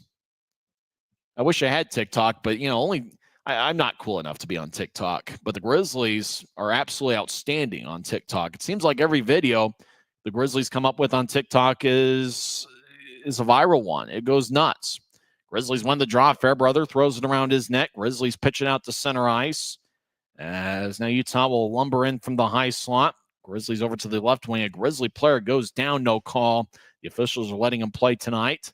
There's only been 2 power plays on either side. Grizzlies are the least penalized team in the league. Over in the near corner, Berg dancing around. He'll drop it off as the Grizzlies trying to force it towards traffic in the near circle. Tulsa picks it off as the Grizzlies were looking for Briley Wood. As Manning's out there on the ice, Tulsa ices it, but it goes towards Shield, who has to play it in the crease. He'll outlet it all the way to the Tulsa line. Wood gathers it and dumps it in as Wood has to get around 2 Oilers. 6.5 minutes into the third period, Tulsa leads 2-0. Oilers are off to a good start this year. Grizzlies step over the line. Gallant will feed it into the near corner as he dumped it in from the point. Grizzlies hacking away near goal line. Shot is chipped away. That looked like it was Berg in the area. As the Oilers left wings a pass that glanced off the stick. Tulsa runs it down. Left wing, sharp angle. Saved by Shield. As the Oilers fired a low liner towards the net. Shield snatched it. And he holds on with 13:05 left in the third. Tulsa leads Utah 2-0. This is the Utah Grizzlies Hockey Network. From commercial to recreational truck accessories, Mountain Land Truck Outfitters has got what you need. Flatbeds, spray and bed liners, lifts and leveling kits, wheels and tires. Mountain Land Truck Outfitters proudly uses a brand you know and trust. And with our experienced, knowledgeable, and friendly staff, your visit here will be informative and enjoyable. Stop into our convenient location in Provo at 265 South 100 West or call 801-225-4637 to get a quote for your fleet or individual truck. Thanks to Les Schwab Tires, I'm a confident backseat driver, but Mom's a little stressed about spending. Remember, breathe in. Now watch your speed and breathe out. Good. Even though we're watching our wallets, Les Schwab is still watching out for our safety. So turn here. Help keep drivers and backseat drivers safe with Les Schwab Tires. Tulsa 2, Utah nothing. 13:05 left in the third period. Trying to figure out what these specialty jerseys are for. What's the occasion? Because a lot of times, you get specialty jerseys and they're for a good cause. As Tulsa wins the draw, left point, Mike McKee fires towards the net, and that's blocked away. Grizzlies come back skating from left to right. Crossing center ice, throwing it to the right side's Lebster. Lebster with a shot, and that's blocked away by Bootyets. Puck goes to center ice. Dunn gathers the puck. I say that because these jerseys, I can't tell who's who with the numbers. The numbers are so dark on a green jersey. If it's for a good cause, I won't rip the jerseys, but it's impossible to tell who's who. Jensen throws to the right corner as the Grizzlies are in the offensive zone. Gallant along the near boards avoids a shoulder check from Tulsa. Oilers get it and clear it out. Icing is going to be on Tulsa with 12:26 left in the third. And, you kind of look at a normal 10 to 12-inch laptop screen. The problem is if I extend the screen to the size of the actual monitor, the screen freezes up. So I'm only seeing a 6-inch screen. I can't tell who's who on the Tulsa side. Grizzlies still looking for their first goal of the game. Draw is going to be in the left circle. Grizzlies skate from left to right here in the period. Utah wins the draw. Left point, shots blocked. Cade Nelson danced around the left wing. He gets it towards the near goal line. Nelson cuts towards the net. Shot is blocked away. Tulsa's really been on point defensively this afternoon. Near side, Grizzlies drop it for Nelson. He's in the corner. Cade Nelson surveys. Now he throws it across. Tulsa gets a stick in the way. It looked like Nelson was trying to get it to Fairbrother. Tulsa gets their way to center ice. Nelson drags him down. Beal feeds a long-range pass to the right side that connects to Armstrong. Armstrong drops it in the corner. As Utah gets pinned to the boards, that might be either Manning or Aragon. Tulsa will carry it out across center ice. 2-on-2. Oilers over the line. Grizzlies take it away as Tulsa was dropping it off in the high slot. Puck to the far corner. Fairbrother around the net as he'll lay it for, I think, Jensen. Beal's in the area as well as he'll slice it along the near boards. Puck goes deep into the Oilers zone. Actually, Tulsa snatched it at their line. Grizzlies switching a line change. Oilers skate along the near boards all the way deep in the Grizzlies zone.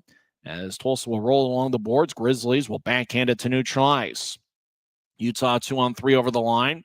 Left side, they try to center it towards Manning as a Grizzly player gets knocked down in the far corner.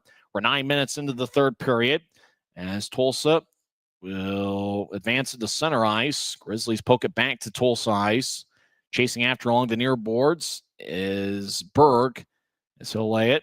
Grizzlies Luke Manning throws it across, as looked like Manning got it towards the low slot, ended up back to the far side. Now Manning gets it back.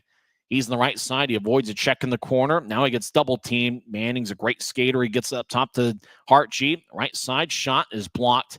Now Manning gets it. He's towards the left wing, fires towards the net, and that's blocked as well.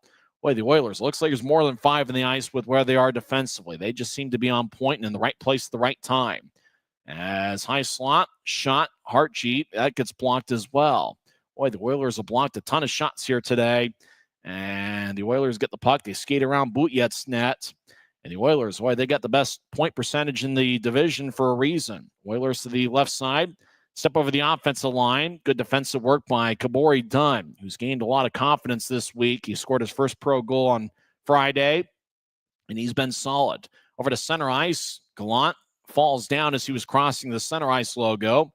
Oilers, near side, wrap it around the boards. Fairbrother delivered a push on Tulsa as they were rolling along the boards. As the Grizzlies get it back to Fairbrother. He's at the near goal line of Utah's zone. He'll advance it ahead. As Grizzlies have a glance off the stick, it goes back to Fairbrother at the Utah line. He'll get it across to Dunn. Dunn fakes it to Fairbrother, as Dunn was supposed to be paired up with Dashke today. Dashke was a very late scratch, as was James Shearer. Grizzlies get to the left side, dance around just outside the circle. Grizzlies feed it up top. Armstrong with a shot, and that's blocked away by Butjet. As puck to the left side, Grizzlies at the point, fire it to the near corner. Grizzlies chase after it and get it off the wall. Armstrong, he's in the high slot, shuffles to his left. Armstrong with good speed, tried to center it, and it bounced over to the high slot. Lefty shot, that's blocked. I think that was Hartje. As Grizzlies get it to the right point, they fire towards the net. Tulsa blocks that one as well. As Armstrong in the far corner, an Oiler goes down. Armstrong directs it up top. High slot, lefty shot is blocked away by Butjet, who's already got one shutout this season. 8:40 and counting left in the third. Puck lifts and bounces in the slot. Tulsa clears it out to center. Grizzlies re-enter from the right side as Cameron Buell lays it for Dunn. Dunn across. Grizzlies try to center it out in front. It bounced off the Butjet's as Tulsa comes out of it. As they lumber into center ice, Tulsa carries it into the attack zone. Grizzlies with a good side check towards the left side. Centering pass, shot goes over Shields' head and over the crossbar. Tulsa still in control of the puck. Left wing, righty shot is blocked away by Shield. There's a puck to the near side. Tulsa still in control. Oilers dance around as they're being shadowed by Dunn. To the near goal line, Tulsa gets hit. And Tulsa gets divorced from the puck. Oh, we might have a penalty. Might be a high stick on Kabori Dunn. There was a collision with about 2 Grizzlies and 2 Oilers all in the same area. An Oiler held his face, and looks like Dunn's going to get a high sticking penalty. 7 minutes and 59 seconds are left in the third period. And let's see if we can get the referee's signal. Now we might have missed it. High sticking, I believe, is a call on Kabori Dunn. We'll come back in 1 minute as the Oilers lead the Grizzlies 2-0. This is the Utah Grizzlies Hockey Network. Since 1939, America First has helped people start businesses, buy homes and cars, and achieve their financial goals. Today, our top priority is still the financial success of you and your family, which is why we're giving new members $100 when they sign up for a basic savings and checking account, and another $100 when they upgrade to premium checking and enroll in and use direct deposit. So head to americafirst.com today and join the credit union that always puts its members first. Maverick's new bean-to-cup machines always deliver a freshly ground cup of coffee on demand, so you can enjoy any of our premium roasts at their best, day or night, hot or iced. Enjoy a fresh cup today. 7 minutes and 59 seconds left in regulation. It's Tulsa's third power play of the game. We thought maybe a high stick. We didn't get to see the referee's signal. Looks like the ECHL app says holding on Kabori Dunn. 12:01 into the third period. Tulsa is 1 for 2 on the power play. Grizzlies are 0 for 2. Tulsa's power play this season is 8th in the league at 21.3%. So it draws in the right circle. Oilers looking for some insurance. For the Grizzlies, they're just looking to find a way to get on the board. If Vyacheslav Butjet, the Tulsa goaltender, already has 1 shutout this season, looking for a second. Grizzlies win the draw. They throw it to the right point. Tulsa with good hands keeps it in. Oilers get to the high slot, and unfortunately, we're having a tough time spotting who's who. Costantini, I believe, feeds to the left side. Oilers kind of spread the ice a little bit in kind of a typical power play formation. Oilers to the left side, trying to center it out in front. It glanced off a stick. Puck to the far side. The Oilers get the loose puck. Tulsa to the right side, skates in. Lefty shot is blocked away. Shield might have gotten a glove in the way as the puck ricochets towards the far corner. Oilers get it back to the near corner. Boy, Tulsa's done a great job of the 50-50 pucks today. Looks like they're going to be a tough team all year if they play anything like they have today. Tulsa over on the right side. They skate towards the goal line. Now around the net. As the Oilers get it back just outside the left circle. Across one-timer. And that's blocked by Fairbrother as he got a piece of it. It's behind the net. 2-on-2 battle. As Fairbrother holding his ground. Puck ends up to the right side now across the left. One-timer and a score. And that might put this baby in the refrigerator as Tulsa gets a one-timer from the left circle. Shield is kind of looking towards his left. Puck went back towards Shield's right. It's the second power play goal for Tulsa this afternoon, and they lead 3-0. As Dunn skates towards the bench. And unfortunately, here to start the year, it's just, we talked about before the road trip, the 7-game road trip, the Grizzlies were going to have to do a good job on the special teams. Unfortunately, the penalty kill has really struggled a little bit for the Grizzlies all road trip. The penalty kill coming into play was 55.6%. And that percentage has fallen here today with Tulsa going 2 for 3. Reed Petrick got the goal. Michael Farron and Solag Bakic with the assist. So for Petrick, that's his 4th goal this season.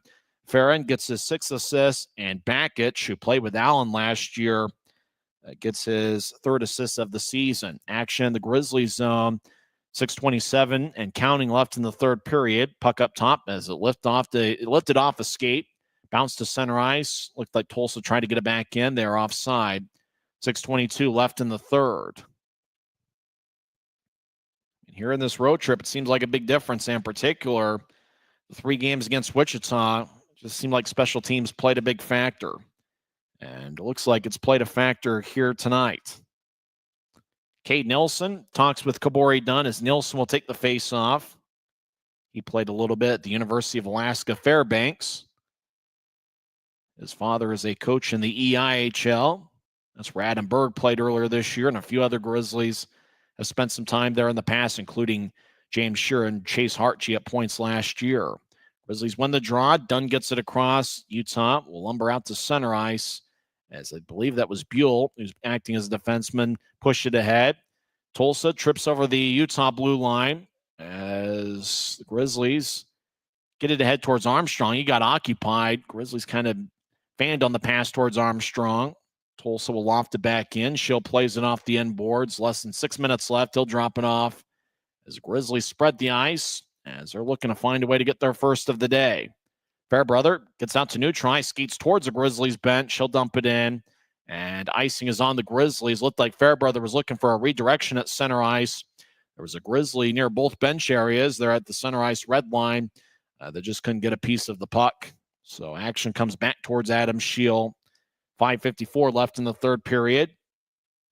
The Oilers, let's check the shot count in the 3rd frame as Tulsa has outshot Utah 6-5 in the 3rd period, and the Oilers have a 39-21 edge in the contest. Grizzlies win the face-off. Fairbrother will move it ahead. Utah skating with 15 this afternoon. As 3-on-1, Utah trying to shovel it out, and the puck goes out of play as the Grizzlies were just trying to get it away from Tulsa along the boards, and the puck ricocheted off the glass and into Utah's bench. 5 minutes, 32 seconds left in the 3rd period. Draws at neutral ice. It looks like there's a timeout. We'll find out how this one ends on the other side. It's the Oilers 3 and the Grizzlies 0. It's the Utah Grizzlies Hockey Network. When you buy tires at Les Schwab, you're getting more than just tires. You're getting America's best tire warranty, 60-day satisfaction guarantee, no hassle road hazard protection, and free maintenance for the life of your tires. So if something happens to your tire on the road, we'll fix it, or we'll replace it, no questions asked. Other places make you pay extra for that kind of protection, but at Les Schwab, it's included with every set of tires, because more warranty means less worry, and nobody stands by their tires like Les Schwab. Get more from less. Every new day is a chance to be kinder to your body and your mind. U of U Health is here to help you build strength and confidence every day. Let us help you be a better you.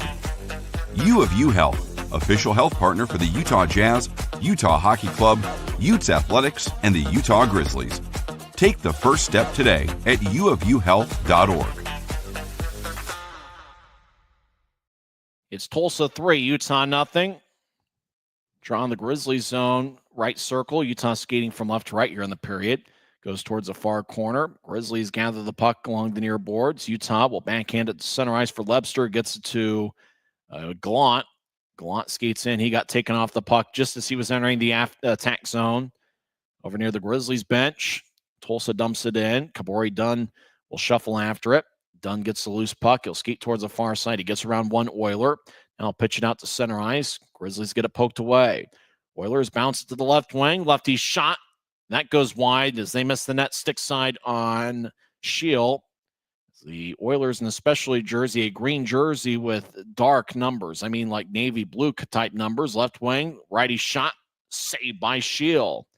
And he holds on as Reed Lebster patted Shield along the pads as he holds on. Shield's played a pretty good game. He's certainly been busy and active as he is up to 40 shots against him. He has saved 37. Faceoff's going to be in the left circle.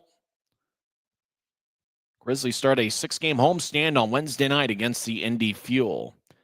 As the Grizzlies win the draw, as Adam Berg was trying to skate out of the zone, Tulsa challenged him and took it away.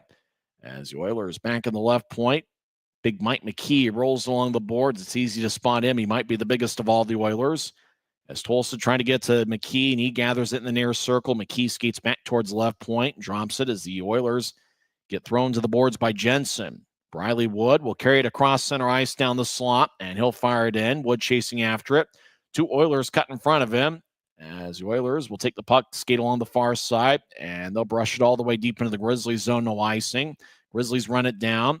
Utah with a long-range pitch towards the right side, looking for Wood. He might have gotten a piece of it, but it goes deep into the Oilers zone. Tulsa will hold on behind their net. 3:55 and counting left in the third. Tulsa leads 3-0. As the Oilers hang out behind their own net, now they'll start action. Long-range feed along the far boards. Big-time hit delivered by a Grizzly near the bench area. As that hit, I believe, was by Aragon that delivered the hit.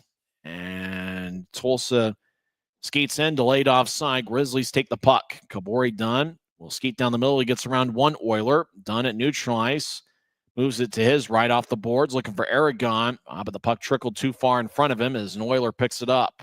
Aragon delivers another hit, this time behind Tulsa's bench as Aragon comes out off the ice after a good shift.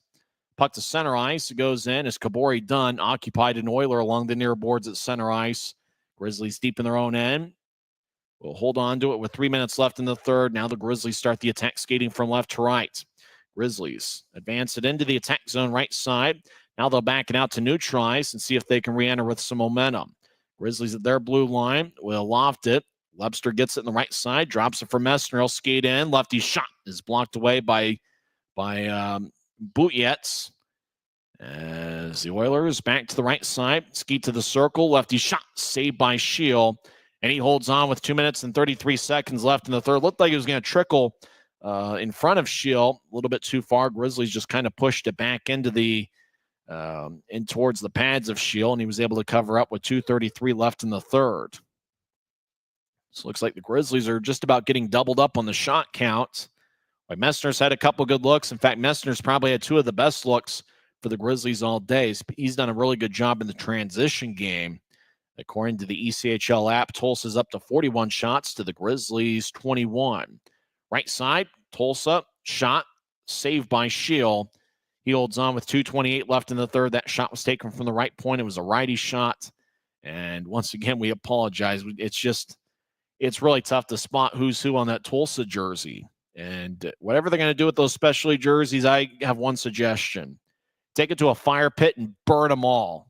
Tulsa wins the draw, right side, righty shot, glove saved by Shield as he snatched it about waist high and holds on with 2:24 left in the third.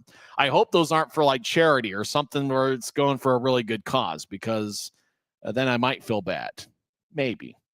Draw's going to stay in the Grizzly zone right circle, but yeah, never wear those jerseys ever again. We can't see who's who. As I'm really looking forward to this homestand. 3 games against Indy and 3 against Kansas City over the next 2 weeks. A crowd of 5,787. That was the announced crowd. And I will say, it looks like the Lower Bulls kind of had quite a few fans scattered around. It looks like 5,787 might be pretty close to an actual total. As we kind of scattered around, Tulsa's building is pretty much like an NHL size building. They curtain off the upper deck, but does look like a pretty decent Sunday crowd over at BOK Center. Action at the near point. Tulsa throws to the corner, and now it looked like we got Jensen and an Oiler. That might be Justin McGalian. And now we got some real pushing and shoving. 2 players wanted to tie it up. And it looks like one of the referees is telling both guys to go to the box as Jensen and an Oiler really started pushing each other along the near boards. And then after the whistle, both guys were kind of in front of Shield. And it looked like both guys had thought about dropping the gloves, and instead looks like Jensen's going to go to the locker room with 2:04 left in the third. And an Oiler is headed either to the penalty box or to the locker room themselves. So it looks like Kay Jensen is going to get an early shower as he was getting after it with an Oiler. And with 2:04 left in the third period, looked like the Oiler was Justin McGalian, who's got 9 points in 14 games coming into play. He is 6 feet, 185 pounds. Jensen does have a size advantage as he goes 6'3" and 218. But before either guy could really do any damage to the other, the linesman stepped in. And with Jensen going to the locker room and McKaylee into the box, I imagine that they're going to give Jensen maybe an extra 2 minutes. This looks like one of the officials is near the Grizzlies bench talking it over with Ryan Kanasowicz. Oilers are up to 42 shots to the Grizzlies 21. As we mentioned earlier, Grizzlies are severely shorthanded. Looks like another Grizzlies going to the box to represent Kay Jensen. And that is Tyson Upper, who's in the box right now. So Draw's going to be in the Grizzlies zone. And it looks like Tulsa gets a power play here late in regulation. It looks like they gave Kay Jensen maybe an extra 2 minutes. Maybe he got a double minor for roughing, and McKaylee only got a minor, 1 minor for roughing. It does look like Tulsa is on a 5-on-4 power play. There's 2 minutes and 4 seconds left in regulation, as it appears that it is going to be a Tulsa victory. I guess the only question is, can the Grizzlies find a way shorthanded to get one and take away what would be Butyetz's second shutout? As Butjetz already has one this season. Tulsa wins the draw. They're in the high slot dangling around, as that looks like it might be Costantini. He'll push it to the near side as it's over to the left point. Oilers get to the near goal line. 1:48 and counting left. As Tulsa gets up top, Costantini feeds to the near side. As the Oilers dangle with the puck back and forth, they're in the left point. As now Tulsa forces to the near goal line. Now back up top along the near boards, back along the near goal line. Tulsa skates in on Shield horizontally. They'll take a shot and they score. The Oilers get their third power play of the afternoon, third power play goal. And so that will make it a 4-0 hockey game. As they turn the lights on and off and they spotlight the player that scored the goal.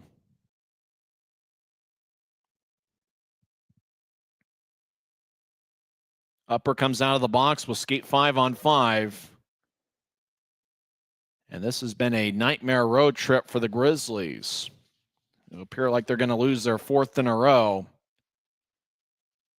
And the Grizzlies' penalty kill has really struggled in this road trip. And unfortunately, the penalty kill is probably a big reason as to how the Grizzlies have fallen behind it, especially in a sport like hockey where, a team will score 3 or 4 goals a game. The penalty kill has cost the Grizzlies on a few occasions. 3 of Tulsa's 4 goals have been on the power play. Oilers, 1:10 left in the third period, skate in. They'll take a shot from the far goal line, and they score. And it appears the Grizzlies have run out of gas this afternoon as it's now a 5-0 game.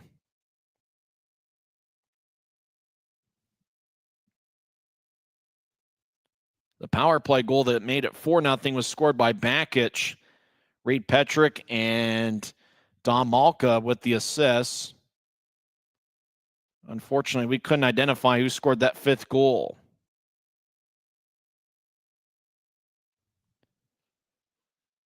And for the Grizzlies, this road trip can't end any sooner. This has been a rough one. So it looks like the Grizzlies will go 1-5-1 on the road trip. It looks like the officials are going to a video replay. They're going to have to see something more than what we've seen. Literally the entire game, we have seen one wide shot. And now that camera is panning towards the crowd. That is literally the only camera we've been able to see today. No close-ups, no zooming in to, after goals get scored to kind of identify who's who. Boy, from a technical standpoint, this road trip can't end any sooner for me. We didn't even get to see the second half of the Thursday game against Wichita. Then there was no broadcast, no Flow Sports feed for the Friday game, the last game in Wichita. It does look like it's counted as a good goal. Draws at center ice. It is 5-0 Oilers with 1 minute and 7 seconds left in regulation. So the Oilers are up to 44 shots. Grizzlies have taken 21. Oilers have 2 goals in the second and 3 here in the third. And as we mentioned, with the Grizzlies going with 15 skaters without 2 of their best defensemen, Derek Daschke and James Shearer, and Dylan Fitz being out for the second straight game, you can just tell here late in regulation the Grizzlies have run out of gas. Grizzlies have the puck deep in their own zone as they'll pitch it to the right side. Tulsa's been smothering all day. The Oilers have had that mother-in-law defense rolling all day, and that's a smothering in-your-face type of attack. Grizzlies enter the attack zone. Tulsa brushes away. And the Oilers get to the Utah line. They fire onto Shield wide, and it appears that it's going to be a shutout, which would be a second of the season for Vyacheslav Butyets. As Butyets says booyah to this one as the Grizzlies skate around Tulsa's net to the near side. 7 seconds left. Grizzlies trying to get it across towards the middle. One last gasp as towards the high slot. Shot down is blocked by Butyets. As the puck ended up, towards the middle and got down low. Butyets makes one final save. 0.4 seconds left in regulation. And the final score is going to be 5-0. That 5th goal that Tulsa scored, 18:53, and was scored by Connor Roulette, with Jack Clement and Paxton LaRue getting the assists. Off the draw, that will do it. And Vyacheslav Butyets gets his second shutout of the season as the Oilers scored 2 in the second and 3 in the third, and they defeat the Grizzlies 5-0 as Butyets picked up a shutout on November 9th as Tulsa defeated Allen 4-0. Tonight, it is a 5-0 final. The Grizzlies have now lost 4 in a row, and the Grizzlies have been outscored 18-5 over the last 4 games. The nightmare road trip comes to an end for the Grizzlies. We'll see if home ice gives the Grizzlies a little bit more of a boost as Utah begins a 6-game homestand on Wednesday to start a 3-game series against the road-weary Indy Fuel. We'll come back and have the post-game report as Booyet says booyah to a shutout of 21 saves. It looks like they gave Utah an official shot there with 4 seconds left in the third, or with 0.4 of a second left in the third period. So it looks like a 22-save shutout for Booyets. Final score, Tulsa 5, Utah nothing. Post-game show starts in 30 seconds on the Utah Grizzlies Hockey Network. Since 1939, America First has helped people start businesses, buy homes and cars, and achieve their financial goals. Today, our top priority is still the financial success of you and your family, which is why we're giving new members $100 when they sign up for a basic savings and checking account, and another $100 when they upgrade to premium checking and enroll in and use direct deposit. So head to americafirst.com today and join the credit union that always puts its members first.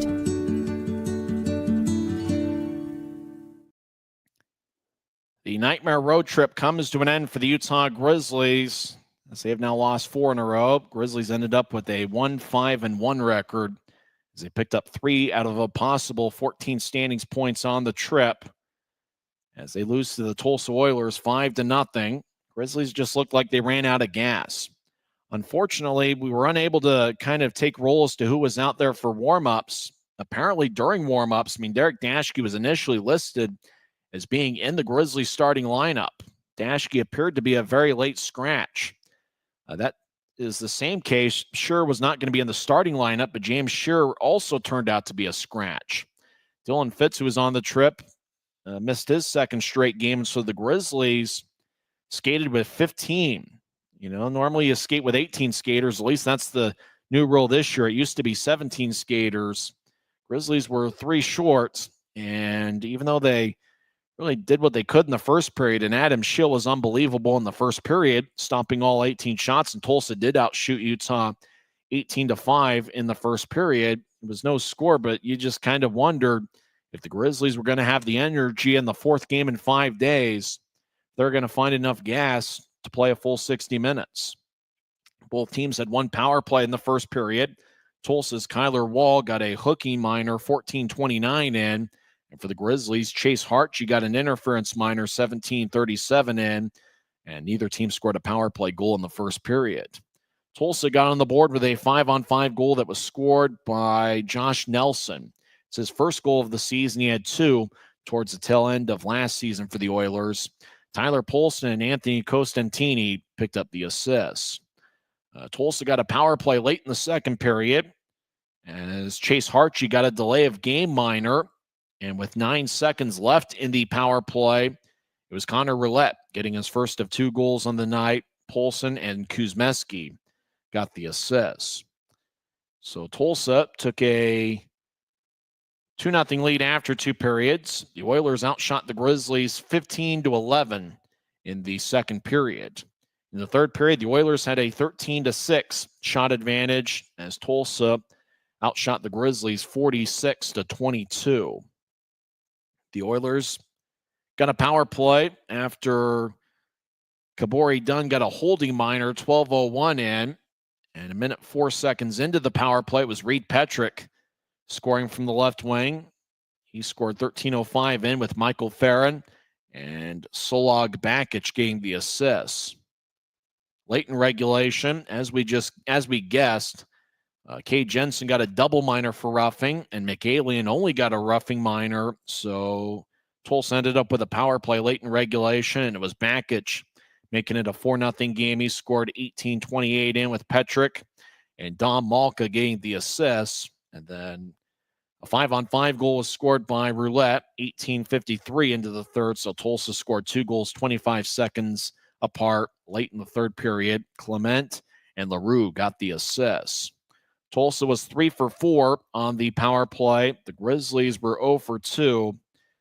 If the Grizzlies want to find a way to kind of snap out of this losing skid and play good hockey in the upcoming homestand, they're going to have to get it done on the penalty kill. Penalty kill is going to have to find a way to step things up.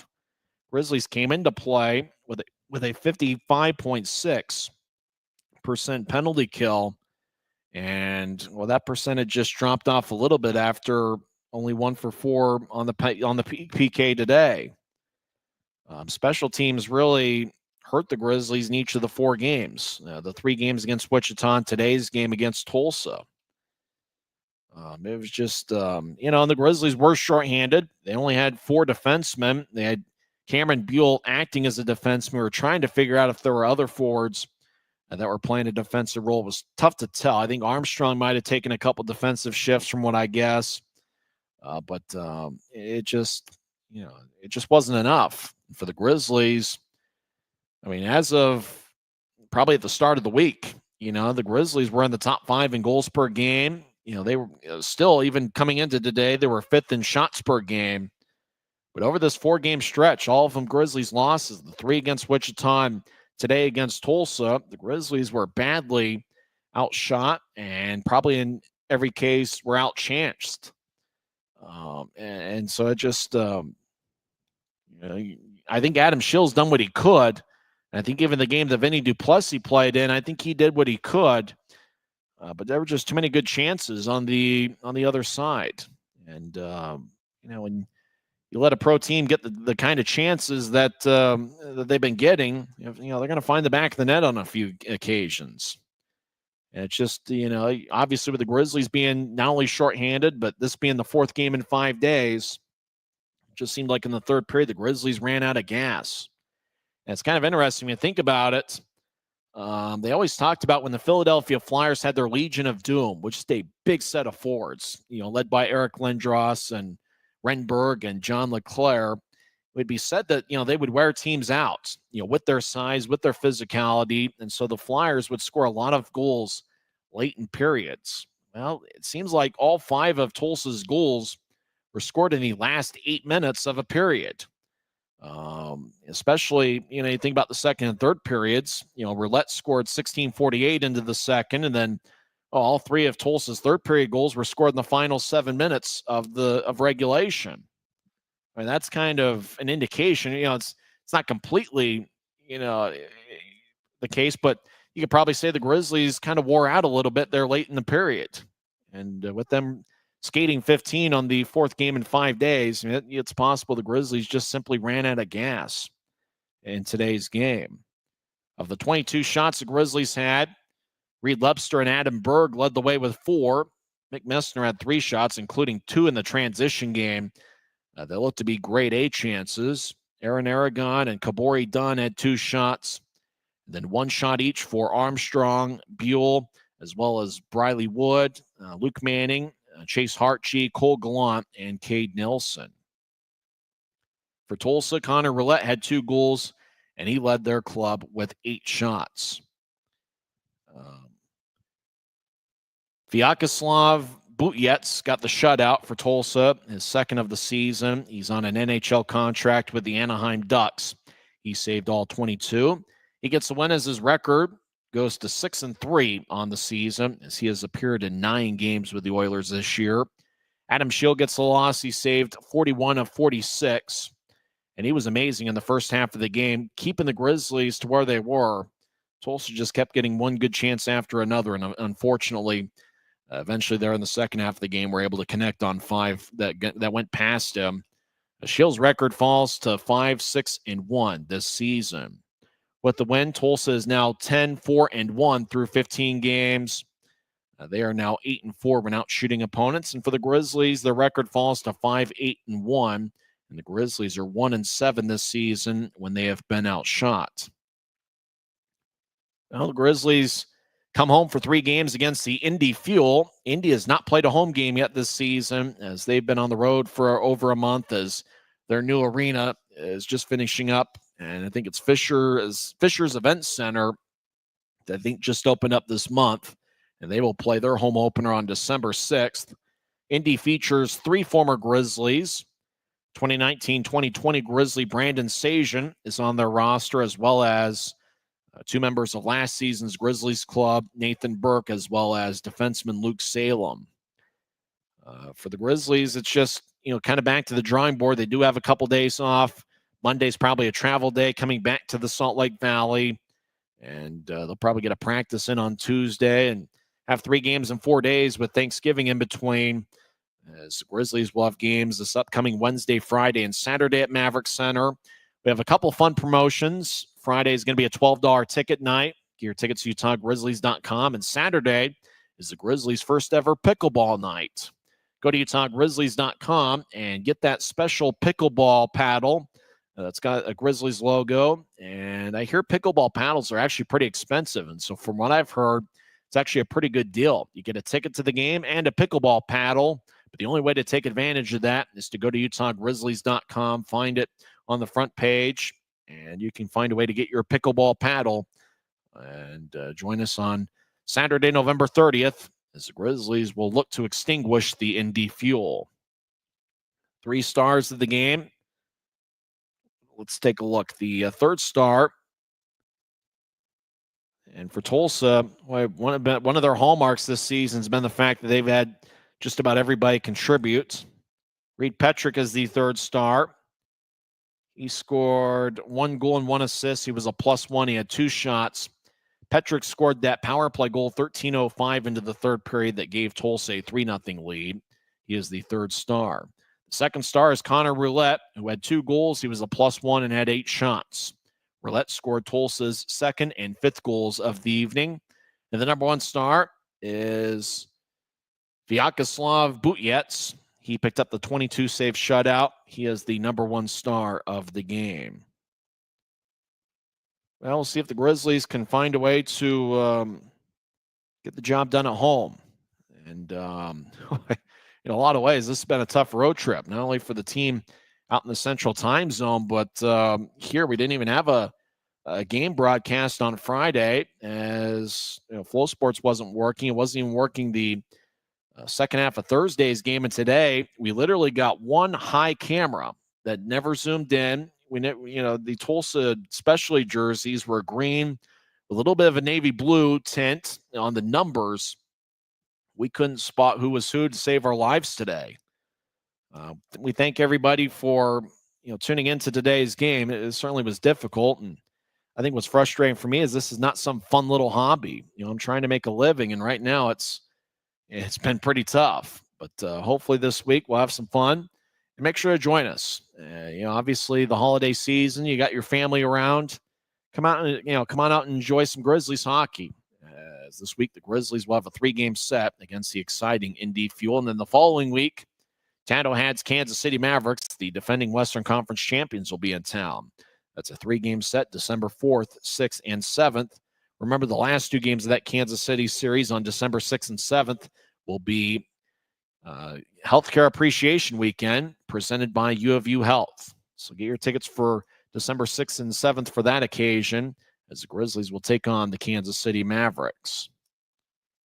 Well, we hope you enjoyed the broadcast, if not necessarily the final outcome, as Grizzlies were shut out 5-0 against the Tulsa Oilers. Once again, in 2 hours and 25 minutes, in front of a good Sunday crowd of 5,787, it was the Tulsa Oilers coming away with a 5-0 victory over the Grizzlies, as Utah has now lost 4 in a row. Well, next broadcast will be on Wednesday night, 6:50 pregame show, 7:10 face-off. I'm Tyson Whiting, and it is what it is. You've been listening to the Utah Grizzlies Hockey Network. Good afternoon, everybody.